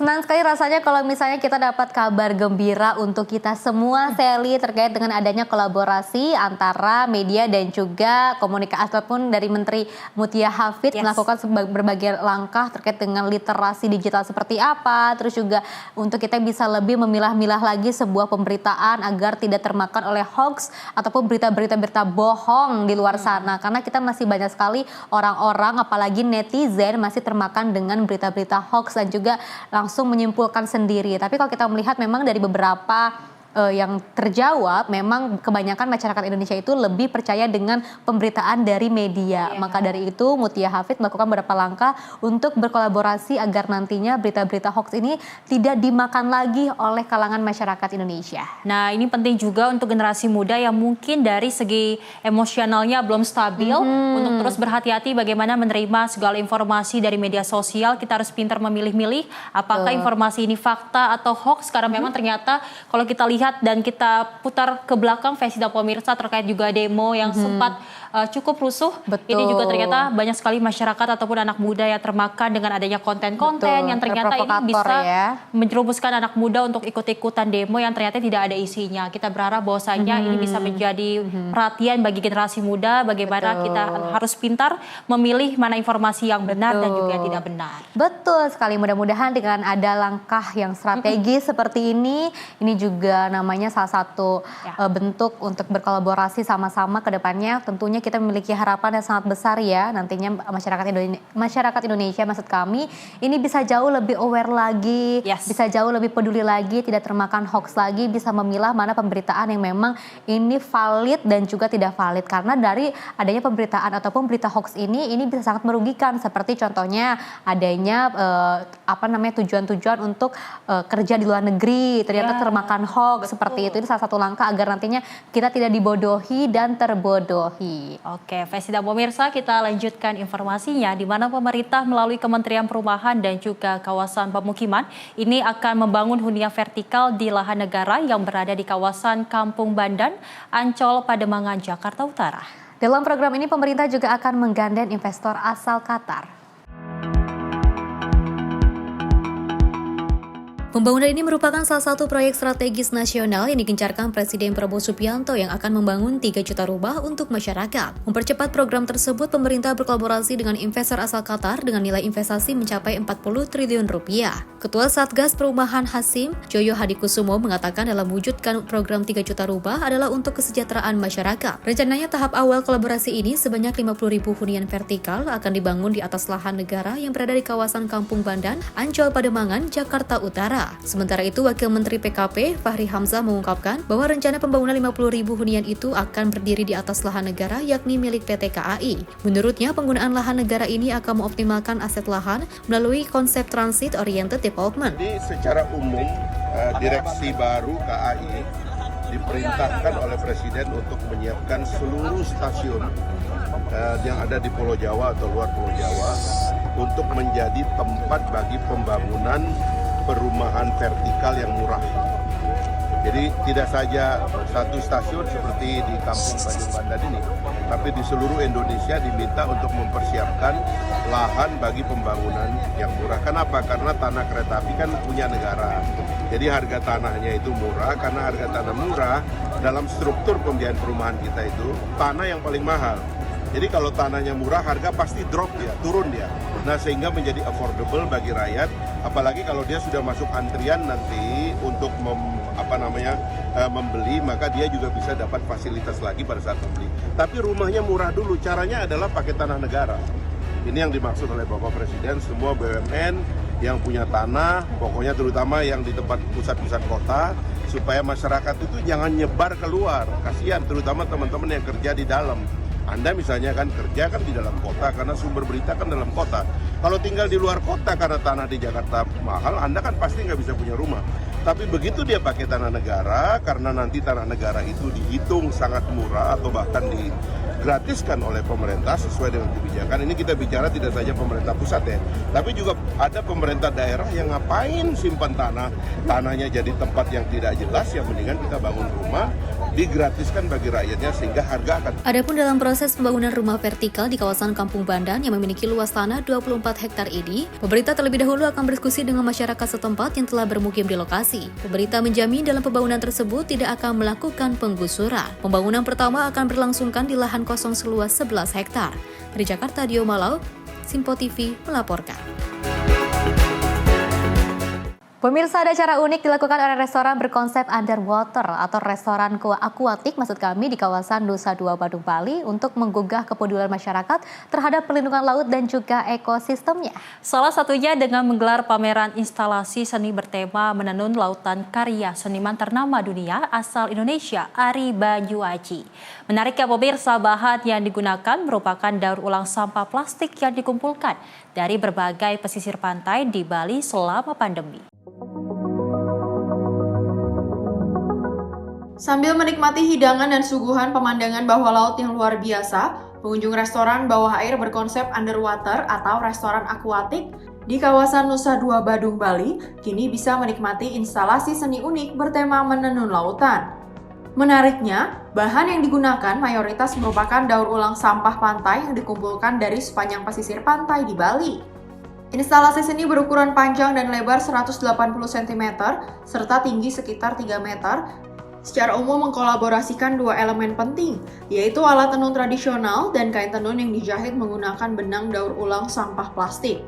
Proses pembuatan instalasi ini berlangsung lebih dari 6 bulan dengan melibatkan 7 pekerja. Lamanya waktu pengerjaan karena seluruh proses dilakukan secara cermat untuk meminimalisir dampak lingkungan.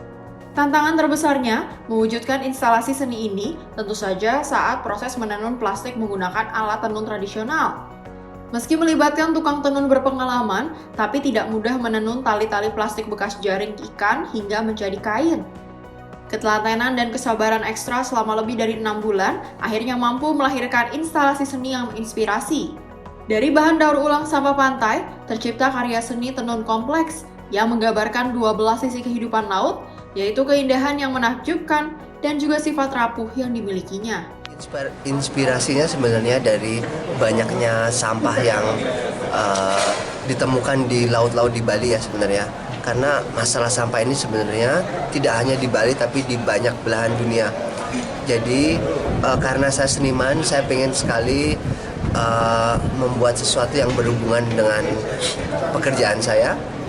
Jadi saya banyak research juga mengenai kebudayaan tenun di Bali seperti itu. Dan saya lihat tali-tali plastik ini kalau diuraikan, benang-benangnya bisa dijadikan bahan untuk menenun seperti songket. Makanya akhirnya pada masa pandemik waktu banyak orang membutuhkan pekerjaan dan orang punya lebih banyak waktu untuk belajar hal yang baru. Jadi tepat sekali untuk memulai Project Weaving the Ocean ini. Yang paling unik karena gimana caranya seorang pelukis yang awalnya seorang pelukis bisa jadi karyator, bisa dibilang kayak handcrafted dari bahan-bahan yang sebenarnya bisa dibilang sampah plastik. Jadi gimana caranya bisa jadi unik kayak gini, bisa jadi mungkin nanti suatu saat bisa dijadikan gelang mungkin atau tas suatu saat. Jadi itu yang membuat saya tertarik untuk bisa datang ke sini. Ini lokasinya ini kan unik juga, ada di bawah air ini Mbak. Ya mungkin dari inspirasinya itu karena dari sampah-sampah yang ada di laut itu sendiri. Jadi kita bisa merasakan bagaimana sampah itu bisa jadi satu hal yang berguna dengan bersamaan dengan ikan-ikan yang ada di sini. Pengunjung juga diberi kesempatan untuk mengikat benang daur ulang pada karang yang terbuat dari plastik pada alat tenun, sehingga memiliki kesan mendalam terhadap mahakarya yang terbuat dari rangkaian senar tersebut. Pengalaman interaktif ini bertujuan menanamkan kesadaran dan harapan yang dapat menginspirasi keseimbangan antara seni dan alam. Menikmati karya seni bertema lautan lengkap dengan suasana bawah air yang menakjubkan tentu memberikan sensasi tersendiri bagi pengunjung. Tidak hanya sekedar menikmati mahakarya seni, pengunjung juga diajak berubah dan berperan aktif untuk memanfaatkan bahan daur ulang untuk hidup berkelanjutan. Dari Bali, Bagus Raditya, kontributor Singpo TV melaporkan. Luar biasa loh, Bali ini selalu ada saja kejutannya, selalu ada saja gebrakannya kalau kata bahasa netizen ya. Kita melihat memang Bali ini kan sangat kaya sekali akan kekayaan alamnya, terus juga vibes-nya, view-nya juga sangat bagus sekali, indah sekali. Orang-orang kalau healing pasti ke Bali gitu kan. Tapi ini ada momen yang sangat menarik, di Bali ini selalu saja ada inovasi-inovasi yang terbaik, yang paling bagus sehingga orang-orang FOMO untuk datang ke sana. Seperti itu, salah satunya ada restoran yang membentuk sebuah underwater ataupun akuatik. Ini juga tidak hanya mereka bisa makan saja, tapi juga bisa saling bekerja gitu ya. Jadi kalau misalnya kita gabut banget nih, mending kita ke Bali aja gitu kan, cari pekerjaan ataupun cari hal-hal yang bisa kita lakukan agar kita bisa melakukan hal-hal yang positif daripada kita melakukan hal-hal negatif. Datang aja ke Bali, terus juga sambil makan, kenyang juga kan ya perutnya. Terus juga tangan kita juga bisa berkreasi melakukan apapun. Luar biasa Bali, keren banget. Memang kalau kita lihat ini sangat unik karena tidak hanya kita mau makan saja di restoran tersebut, dan pemirsa, namun kita juga diajak untuk menghasilkan karya di mana memang ternyata di tempat ini kita bisa menenun dengan bahan dari plastik yang didaur ulang. Karena memang ternyata yang saya sebutkan di segmen sebelumnya bahwasanya ternyata sampah plastik bisa kita hasilkan karya dan bisa kita hasilkan untuk keuntungan kita pribadi. Memang ini cocok untuk generasi muda yang mungkin Sabtu Minggunya bingung mau kemana. Ini cocok banget untuk kalian. Betul, karena memang ternyata kita diajak untuk kenyang di perut, namun juga kenyang dalam pikiran dan kreasi kita. Betul, jadi bagi para ibu-ibu dan juga bapak-bapak yang sayang anak, langsung aja bawa anak-anaknya ke Bali. Dan pemirsa, informasi lainnya akan terus kami hadirkan usai jeda berikut ini.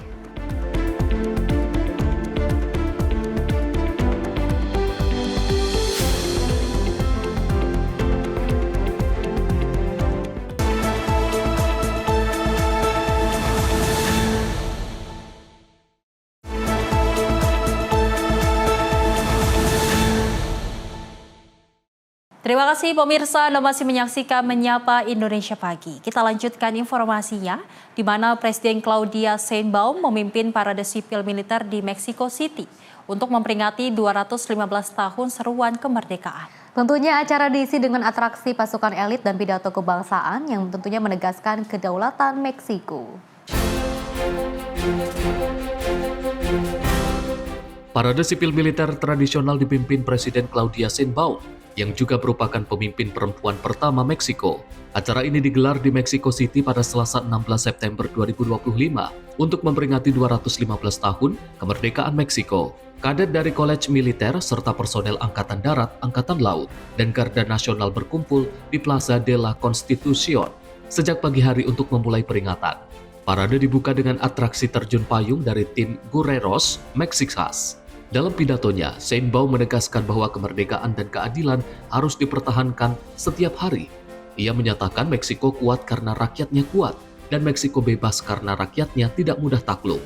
Sheinbaum juga mengingatkan tokoh sejarah pejuang kemerdekaan dan menolak intervensi asing dalam bentuk apapun.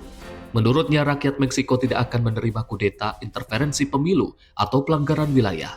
Dalam pidato tersebut, Sheinbaum mengutip kalimat terkenal Benito Juarez, hormat terhadap hak orang lain adalah perdamaian. Ia juga menegaskan kata abadi Vicente Guerrero, tanah air adalah segalanya. Parade sipil militer menjadi simbol kebanggaan nasional sekaligus momen rakyat Meksiko menyaksikan dedikasi dan disiplin anggota angkatan bersenjata. Peringatan ini mengenang seruan Dolores pada 16 September 1810 saat Miguel Hidalgo y Costilla membunyikan lonceng gereja dan memanggil rakyat untuk melawan Spanyol. Tim redaksi Simpo TV melaporkan. Pemirsa, suasana memanas dalam sidang Senat Amerika Serikat. Direktur FBI, Kash Patel juga terlibat bentrok argumen dengan sejumlah anggota Senat dari Partai Demokrat. Banyak pihak menilai sidang ini menunjukkan semakin besarnya polarisasi politik di Washington DC. Dalam sidang terbuka, Demokrat mengajukan pertanyaan kritis terkait langkah Patel dalam menangani sejumlah kasus sensitif. Mereka menilai Patel seringkali mengambil posisi politis alih-alih profesional. Suasana ruang sidang berubah tegang saat Patel membalas tuduhan dengan nada tinggi dan menyebut dirinya berkomitmen menegakkan hukum. Sejumlah Republikan di Senat memberikan dukungan penuh kepada Patel, sementara Demokrat terus menekankan pentingnya transparansi dan netralitas lembaga penegak hukum. Perdebatan panas ini menunjukkan betapa isu hukum dan keamanan nasional menjadi ajang tarik-menarik politik antar partai. Pengamat menilai kasus ini menjadi gambaran besar pertaruhan politik jelang pemilu Presiden 2025. Dan keputusan serta langkah Kash Patel akan terus menjadi sorotan. Tim redaksi Simpo TV melaporkan. Pemirsa, kasus hukum yang juga melibatkan Luigi Menjiwan menjadi perhatian publik di Amerika Serikat. Jaksa penuntut umum menuduhnya sebagai pelaku terorisme. Namun seorang hakim menyatakan tindakannya tidak masuk dalam kategori terorisme. Mangionne didakwa setelah melakukan serangan yang menyebabkan kepanikan publik. Penuntut umum berargumen tindakannya memiliki unsur teror politik dan ancaman terhadap keamanan nasional. Namun hakim menggarisbawahi, meskipun berbahaya, motif serta skala aksi Mangionne tidak memenuhi definisi terorisme dalam hukum federal. Keputusan ini memicu debat di kalangan pakar hukum dan politik. Sebagian pihak menilai penolakan label terorisme beresiko mengaburkan ancaman kekerasan domestik. Namun pihak lain berargumen penegakan hukum harus tetap berdasar pada definisi yang jelas dan tidak dipolitisasi. Kasus Mangionne juga memunculkan kekhawatiran tentang bagaimana sistem hukum Amerika Serikat menangani insiden kekerasan non-negara. Perdebatan diperkirakan terus berlanjut seiring bertambahnya insiden yang dilihat sebagai teror domestik. Tim redaksi Simpo TV melaporkan. Pemirsa, para pengunjuk rasa yang tewas dalam demonstrasi anti pemerintah di Nepal ini dikremasi dengan penghormatan negara di Kathmandu. Pemerintah sementara Nepal menetapkan mereka sebagai pahlawan dan memberikan kompensasi untuk keluarga korban. Pengunjuk rasa yang tewas dalam demonstrasi anti pemerintah yang digelar gerakan Gen Z di Nepal dikremasi dengan penghormatan negara di Kathmandu pada Selasa 16 September 2025. Prosesi berlangsung haru saat para pelayat mengantar jenazah ke kuil Pasupatinath untuk dikremasi. Media lokal melaporkan prosesi dimulai dari Rumah Sakit Pengajar Tribhuvan melalui Cababil dan juga berakhir di kuil Pasupatinath. Sejumlah menteri juga hadir untuk memberikan penghormatan. Perdana Menteri sementara Susila Karki yang baru dilantik menetapkan para korban demo sebagai martir. Pemerintah juga mengumumkan 17 September sebagai Hari Berkabung Nasional. Selain itu, pemerintah memberikan dukungan dana sekitar Rp100.000 Nepal untuk biaya kremasi dan Rp1,5 juta untuk keluarga korban. Unjuk rasa anti pemerintah dipicu oleh larangan sementara 26 platform media sosial, termasuk Facebook dan YouTube. Larangan ini cepat dicabut namun memicu kemarahan publik yang meluas ke Kathmandu dan juga kota perbatasan Nelpangunj. Hingga kini korban tewas dilaporkan mencapai 72 orang, termasuk seorang warga India serta 1.300 orang terluka. Unjuk rasa yang meluas mengakibatkan Perdana Menteri KP Sarma Oli mengundurkan diri. Pada 12 September, mantan Ketua Mahkamah Agung Nepal, Susila Karki, resmi dilantik sebagai Perdana Menteri sementara. Tim redaksi Simpo TV melaporkan. Informasi lainnya, pemirsa, pasukan bersenjata Israel diterjunkan di kota Ramallah, Palestina pada Selasa 16 September 2025. Penembakan dan penggunaan gas air mata dilaporkan terjadi saat operasi penggerebekan di sebuah permukiman. Gambar menunjukkan tentara Israel diterjunkan di lingkungan Ramallah Al-Tahta, melepaskan tembakan gas air mata dan granat kejut. Media Palestina melaporkan pasukan IDF menggeledah sebuah gedung dekat sekolah UNRW Mel dan memasuki apartemen milik seorang tahanan bernama Hana Baida yang turut dibawa dalam operasi tersebut. Baidak dan suaminya ditangkap di rumah mereka pada 7 September 2025 lalu. Namun sang suami dibebaskan sehari setelahnya. Baidak dilaporkan masih ditahan di bagian penyidikan penjara Al-Jalama, serta diduga tidak diizinkan bertemu pengacara. Hingga berita ini diturunkan, IDF belum memberikan komentar resmi terkait penggerbekan. Operasi militer Israel di wilayah tepi barat terus berlanjut. Ketegangan di tepi barat meningkat sejak 7 Oktober 2023 dengan lebih dari 759 warga Palestina tewas akibat aksi militer Israel atau serangan pemukim, berdasarkan keterangan Kementerian Kesehatan Palestina. Sementara otoritas Israel mengklaim lebih dari 26 warga Israel tewas akibat serangan Palestina di tepi barat. Tim redaksi Sinpo TV melaporkan. Pemirsa, penyaluran bantuan kemanusiaan di Gaza berujung tragedi. Puluhan orang tewas saat berebut paket yang juga bantuan itu dijatuhkan dari udara dan didistribusikan melalui darat. Insiden ini pemirsa sekaligus menegaskan krisis kemanusiaan yang semakin menghimpit di wilayah tersebut.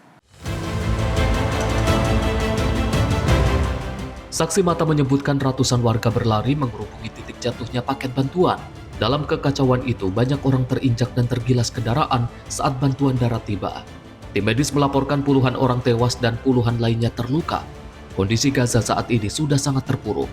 Keterbatasan makanan, air, dan obat-obatan membuat warga nekat berburu bantuan meski nyawa menjadi taruhan.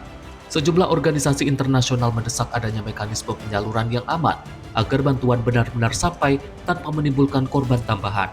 Insiden ini sekaligus menunjukkan betapa mendesaknya solusi jangka panjang untuk menangani krisis di Gaza. Tim redaksi Sinpo TV melaporkan.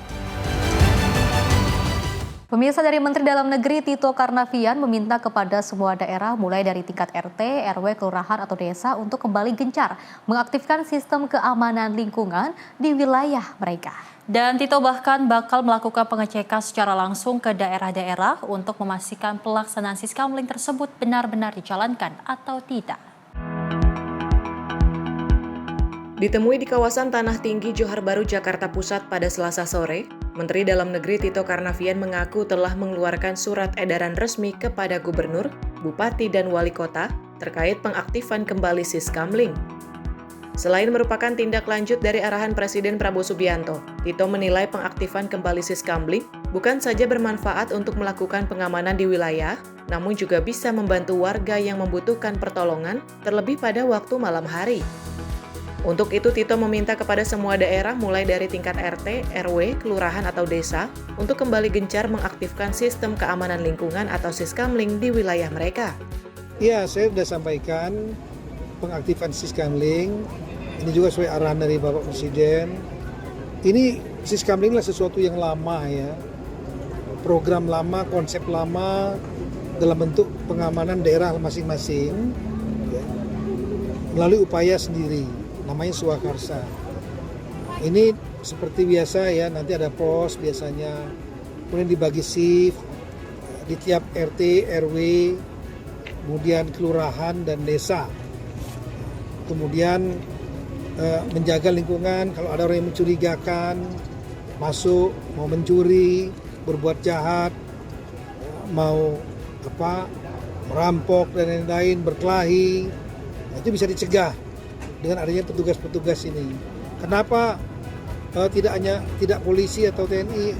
Polisi, TNI jajaran teritorial tetap ada, tapi kan wilayah kita luas, sehingga perlu dibantu, didukung bersama-sama. Pengamanan itu adalah kerjaan bersama. Tito bahkan bakal melakukan pengecekan secara langsung ke daerah-daerah untuk memastikan pelaksanaan Siskamling tersebut benar-benar dijalankan atau tidak. Dari Jakarta, Dio Malau, Sinpo TV melaporkan. Pemirsa, Presiden Prabowo Subianto akan membentuk tim reformasi kepolisian dan juga melantik Ahmad Doviri sebagai penasihat khusus Presiden bidang keamanan, ketertiban masyarakat dan juga reformasi Polri. Kapolri Jenderal Listio Sigit Prabowo mengatakan institusi Polri telah melakukan perbaikan selama ini. Presiden Prabowo Subianto akan membentuk tim reformasi kepolisian dan melantik Ahmad Doviri sebagai penasihat khusus Presiden bidang keamanan, ketertiban masyarakat, dan reformasi Polri. Kapolri Jenderal Listio Sigit Prabowo mengatakan institusi Polri telah melakukan perbaikan selama ini. Kapolri menjelaskan selama ini upaya perubahan kepolisian ke arah lebih baik sudah dilakukan. Polri menurut Jenderal Sigit menerima masukan dari masyarakat untuk perbaikan institusi. Yang jelas pasti Polri akan menindaklanjuti apa yang akan menjadi kebijakan. Ini kita terus melakukan upaya transformasi dan reformasi untuk perbaikan. Artinya Polri selalu terbuka terhadap evaluasi, masukan-masukan dari luar untuk terus melakukan perbaikan bagi institusi baik dalam kegiatan-kegiatan kita maupun juga hal-hal yang diharapkan oleh masyarakat. Kita sudah punya program untuk penanganan aksi demo yang sudah sesuai dan diatur dalam Undang-Undang Nomor 9. Kita memberikan pelayanan, bahkan kadang-kala bila diperlukan kita memfasilitasi untuk bisa terjadinya suatu dialog ya. Dan kita melakukan pelayanan pengamanan, tapi terhadap hal-hal yang sifatnya merugikan kepentingan umum, kemudian melanggar norma-norma, melanggar aturan, dan tentunya tidak sesuai dengan apa yang diatur dalam Undang-Undang Nomor 9, tentunya ada tahapan yang harus kita lakukan dan kita informasikan di awal tahapan-tahapan itu. Presiden Prabowo Subianto resmi menunjuk Jenderal Ahmad Doviri sebagai penasihat khusus Presiden bidang Kamtibmas dan reformasi kepolisian. Keputusan ini bukan tanpa alasan. Rekam jejak panjang Doviri di kepolisian dinilai sangat mumpuni untuk membantu Presiden Prabowo Subianto mewujudkan agenda besar reformasi di tubuh Polri. Nama Doviri bukan sosok asing bagi publik. Yang dikenal sebagai jenderal berintegritas yang juga pernah memimpin sidang Komisi Kode Etik Polri yang berujung pada pemecatan Verdi Sambo. Dari Jakarta, Dio Malau, Simpo TV melaporkan.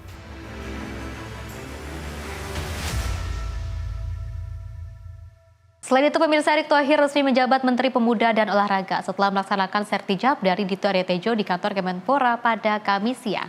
Acara ini pemirsa juga dihadiri sejumlah mantan Menpora, diantaranya Hayono Isman, Agung Laksono, Andi Malarangeng, Roy Suryo, dan juga Zainuddin Amali.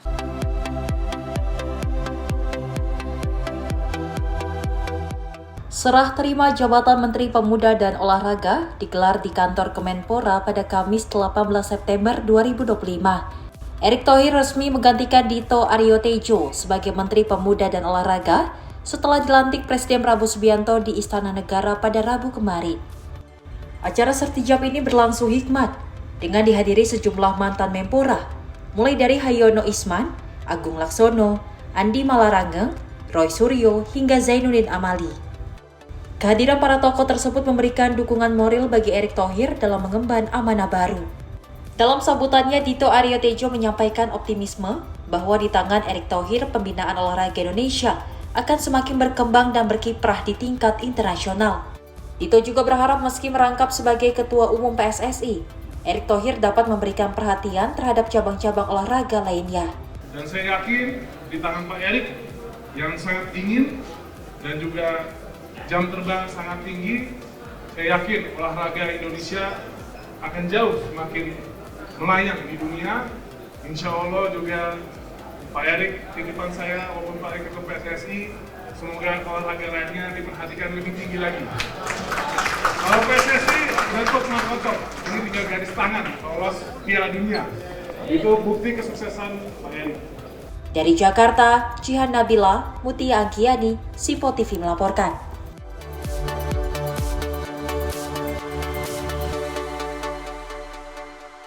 Pemirsa, selain dikenal dengan pesona kekayaan alam dan destinasi wisatanya, kuliner tradisional Bali juga tidak kalah dengan daerah lainnya. Seperti Laklak Biu, Menbayu jajanan Bali tempo dulu yang rasanya melegenda. Menariknya, jajanan ini kini hanya bisa ditemui di salah satu warung sederhana di Banjar Penebel Kaja, Penebel Tabanan, Bali. Dan selain proses pembuatannya yang masih dilakukan secara tradisional dengan kayu bakar, bahan-bahan yang digunakan juga masih alami tanpa ada campuran gula atau pemanis buatan. Laklak merupakan salah satu jajanan tradisional Bali yang bentuk maupun proses pembuatannya sekilas menyerupai kue serabi. Terbuat dari adonan tepung beras dicampur air serta bahan lainnya, Laklak Biu sejatinya berbeda dengan jajanan laklak Bali pada umumnya. Namun Laklak Biu memiliki ukuran lebih besar dengan tampilan unik menyerupai crepes dengan topping pisang di dalamnya. Untuk bisa menikmati jajanan Bali Tempo Dulu ini, penjelajah kuliner harus meluangkan waktu jauh-jauh datang ke warung Menbayu milik Iketut Sutarma, 74 tahun di pinggir jalan utama yang menghubungkan Penebel menuju Butiriti, tepatnya di Banjar Penebel, Kaca Penebel, Tabanan, Bali. Sejak pukul 8.00 Wita Iketut Sutarma telah disibukkan membuat pesanan laklak biu yang masih dikerjakan secara tradisional. Proses pembuatan dilakukan secara sederhana, yakni adonan cair dari campuran tepung beras, terigu dan kanji didadar pada lempengan terakota di atas tungku kayu bakar. Di atas adonan kemudian ditaburi topping pisang dan juga kelapa yang diparut tanpa dicampurkan gula. Untuk memberikan rasa manis, pisang yang digunakan pun adalah pisang khusus, yakni pisang merah Bali yang matang di pohon. Kurang dari semenit laklak biu juga sudah bisa diangkat dari tungku untuk selanjutnya dinikmati. Karena ukuran warung milik Iketut Sutarma sangat mini, pembeli biasanya memesan untuk dinikmati di rumah atau digunakan sebagai oleh-oleh. Selain menyediakan laklak biu original, kini pembeli juga bisa memesan laklak biu dalam berbagai varian seperti coklat, nangka, keju, dan juga stroberi. Untuk laklak biu rasa original harganya sangat terjangkau, yaitu Rp2.000 per biji, sementara varian lainnya harganya Rp3.000 per biji. Dari hasil menjual kuliner tradisional tersebut, Iketut Sutarma bisa mengantongi pendapatan sekitar Rp200 hingga Rp300.000 pada hari-hari biasa serta Rp500.000 saat akhir pekan. Nah, bentuknya juga yang berbeda dengan memiliki ciri khas dan gula dan memiliki rasa manis dari pisang. Artinya masih alami nih ya? Iya. Ini proses pembuatannya juga kan alami nih, gimana? Udah pernah lihat yang pembuatan seperti ini atau belum? Belum. Artinya hanya ada di sini aja ya? Kalau laklak biu Menbayu ini tentunya sangat berbeda dengan laklak yang lain karena ini masih bersifat alami, tanpa bahan pengawet. Terus manisnya itu murni dari itu kan pisang tuh laklak Menbayu nih. Jadi rasa manisnya itu terasa banget dari pisangnya gitu loh, bukan dari gula yang sebagai tambahannya di laklaknya yang seperti yang lain dijual di pasaran. Ya, ini kan tampilannya berbeda dengan kue atau jajan laklak pada umumnya nih. Ini kan bentuknya kan crispy, ini mungkin dapat jelaskan seperti apa ini? Ya, ini sangat, makanya setiap lewat sini pasti tak sempat mampir lah ke laklak Menbayu ini karena rasanya yang istimewa, karena sangat crispy dan enak untuk dinikmati. Resep kuliner laklak biu khas Tabanan satu-satunya di Bali diperoleh Iketut Sutarma dari neneknya yang bertahun-tahun membuat kuliner tersebut. Iketut Sutarma awalnya berjualan bubur khas Bali, karena tidak terlalu laku, Sutarma akhirnya banting setir menjual laklak biu. Berkat menjual kuliner legendaris tersebut, Iketut Sutarma kerap diundang mengikuti berbagai festival kuliner yang digelar oleh pemerintah di Bali maupun luar Bali, bahkan hingga ke Jakarta. Kalau biji kan tidak mengandung gula, manis dari pisang ya. Yang lain kalau kan ada yang kita pakai gula Bali itu, lain. Artinya ini tanpa bahan pemanis itu Pak ya? Oh, ada. Ini betul-betul tradisional Pak ya? Iya, tradisional. Rasanya seperti apa sih ini Pak? Rasa laklak biu ini seperti apa Pak? Rasanya? Ya. Itu dah rasa seperti. Ada yang bilang itu ada rasa cinta, itu kan rasa yang dulu masih ada itu. Artinya tetap mempertahankan resep tradisional itu Pak ya? Ini memang turun-temurun Pak ya? Resep ini Pak ya? Dari hasil berjualan kuliner Bali Tempo Dulu tersebut, Iketut Sutarma yang telah berusia uzur mampu menopang perekonomian keluarganya. Lantaran telah berusia tua, Iketut Sutarma berancang-ancang mewariskan usaha yang menjadi ikon kuliner Pulau Bali tersebut kepada anak cucunya. Dari Bali, Bagus Raditya, kontributor Simpo TV, melaporkan. Bali lagi ya Sally ya, kita jadi gregetan deh, nggak sabar pengen datang ke Bali gitu. Betul. Ya, menunggu nanti kalau kita libur mudah-mudahan ada rezekinya bisa datang langsung ke Bali, mencicipi enaknya laklak biu yang ada di Bali, karena kalau kita lihat memang ini adalah terbuat dari bahan-bahan yang alami, tradisional, bahkan tidak mengandung gula buatan, dan gulanya ini terbuat dari pisang asli yang memang hasil ataupun khas dari Bali yang benar-benar manis banget, asli, dan juga tidak akan ada kandungan gula yang berlebih pasti inovasinya ini sangat sehat sekali dan mudah-mudahan kedepannya Bali ini bisa terus memproduksi hal-hal yang inovasi dari segi kuliner, terus juga pariwisata yang bisa dicontoh oleh daerah lain. Betul, memang kalau untuk masyarakat di luar Bali yang tidak tahu laklak piu, ini adalah sebuah makanan yang bentuknya seperti serabi. Betul. Dan ternyata rasa-rasa dari laklak piu ini seperti ada keju, coklat, dan lainnya. Wow. Dan versi kayak di crepes ya. Betul, dan ini harganya juga terjangkau dari 2.000 saja hingga 3.000 dan bahkan omset dari penjualan tersebut adalah 200 hingga 300 dan kalau di weekend ini sampai 500.000 loh Vesti. Luar biasa sekali memang kalau kita ada kesempatan ke Bali kita bisa rasakan bagaimana pariwisatanya dan bahkan juga makanannya yaitu laklak biu. Betul. Jadi kalau misalnya buat salah satu destinasi mengajak anggota keluarga, terus juga sanak saudara bisa langsung saja datang ke Bali untuk menikmati semua destinasi wisata. Kalau tadi mungkin ada yang sayang anak langsung ajak ke Bali, tapi yang sayang pacar, terus juga sayang keluarganya, suami istrinya boleh langsung dibawa untuk menikmati hidangan yang sangat luar biasa yang manisnya ini tanpa pengawet dan juga gula buatan tapi mengandung gula asli tradisional. Mudah-mudahan kedepannya banyak lagi ya hal-hal yang orang-orang untuk melakukan sebuah inovasi membuat restoran bisa tidak gengsi lagi untuk menggunakan bahan-bahan tradisional dan juga alat-alat yang tradisional karena ternyata ini kalau kita mengkonsumsi dengan hal-hal yang tradisional ini sangat baik sekali dan juga rasanya juga sangat enak dan juga melejit. Seperti itu.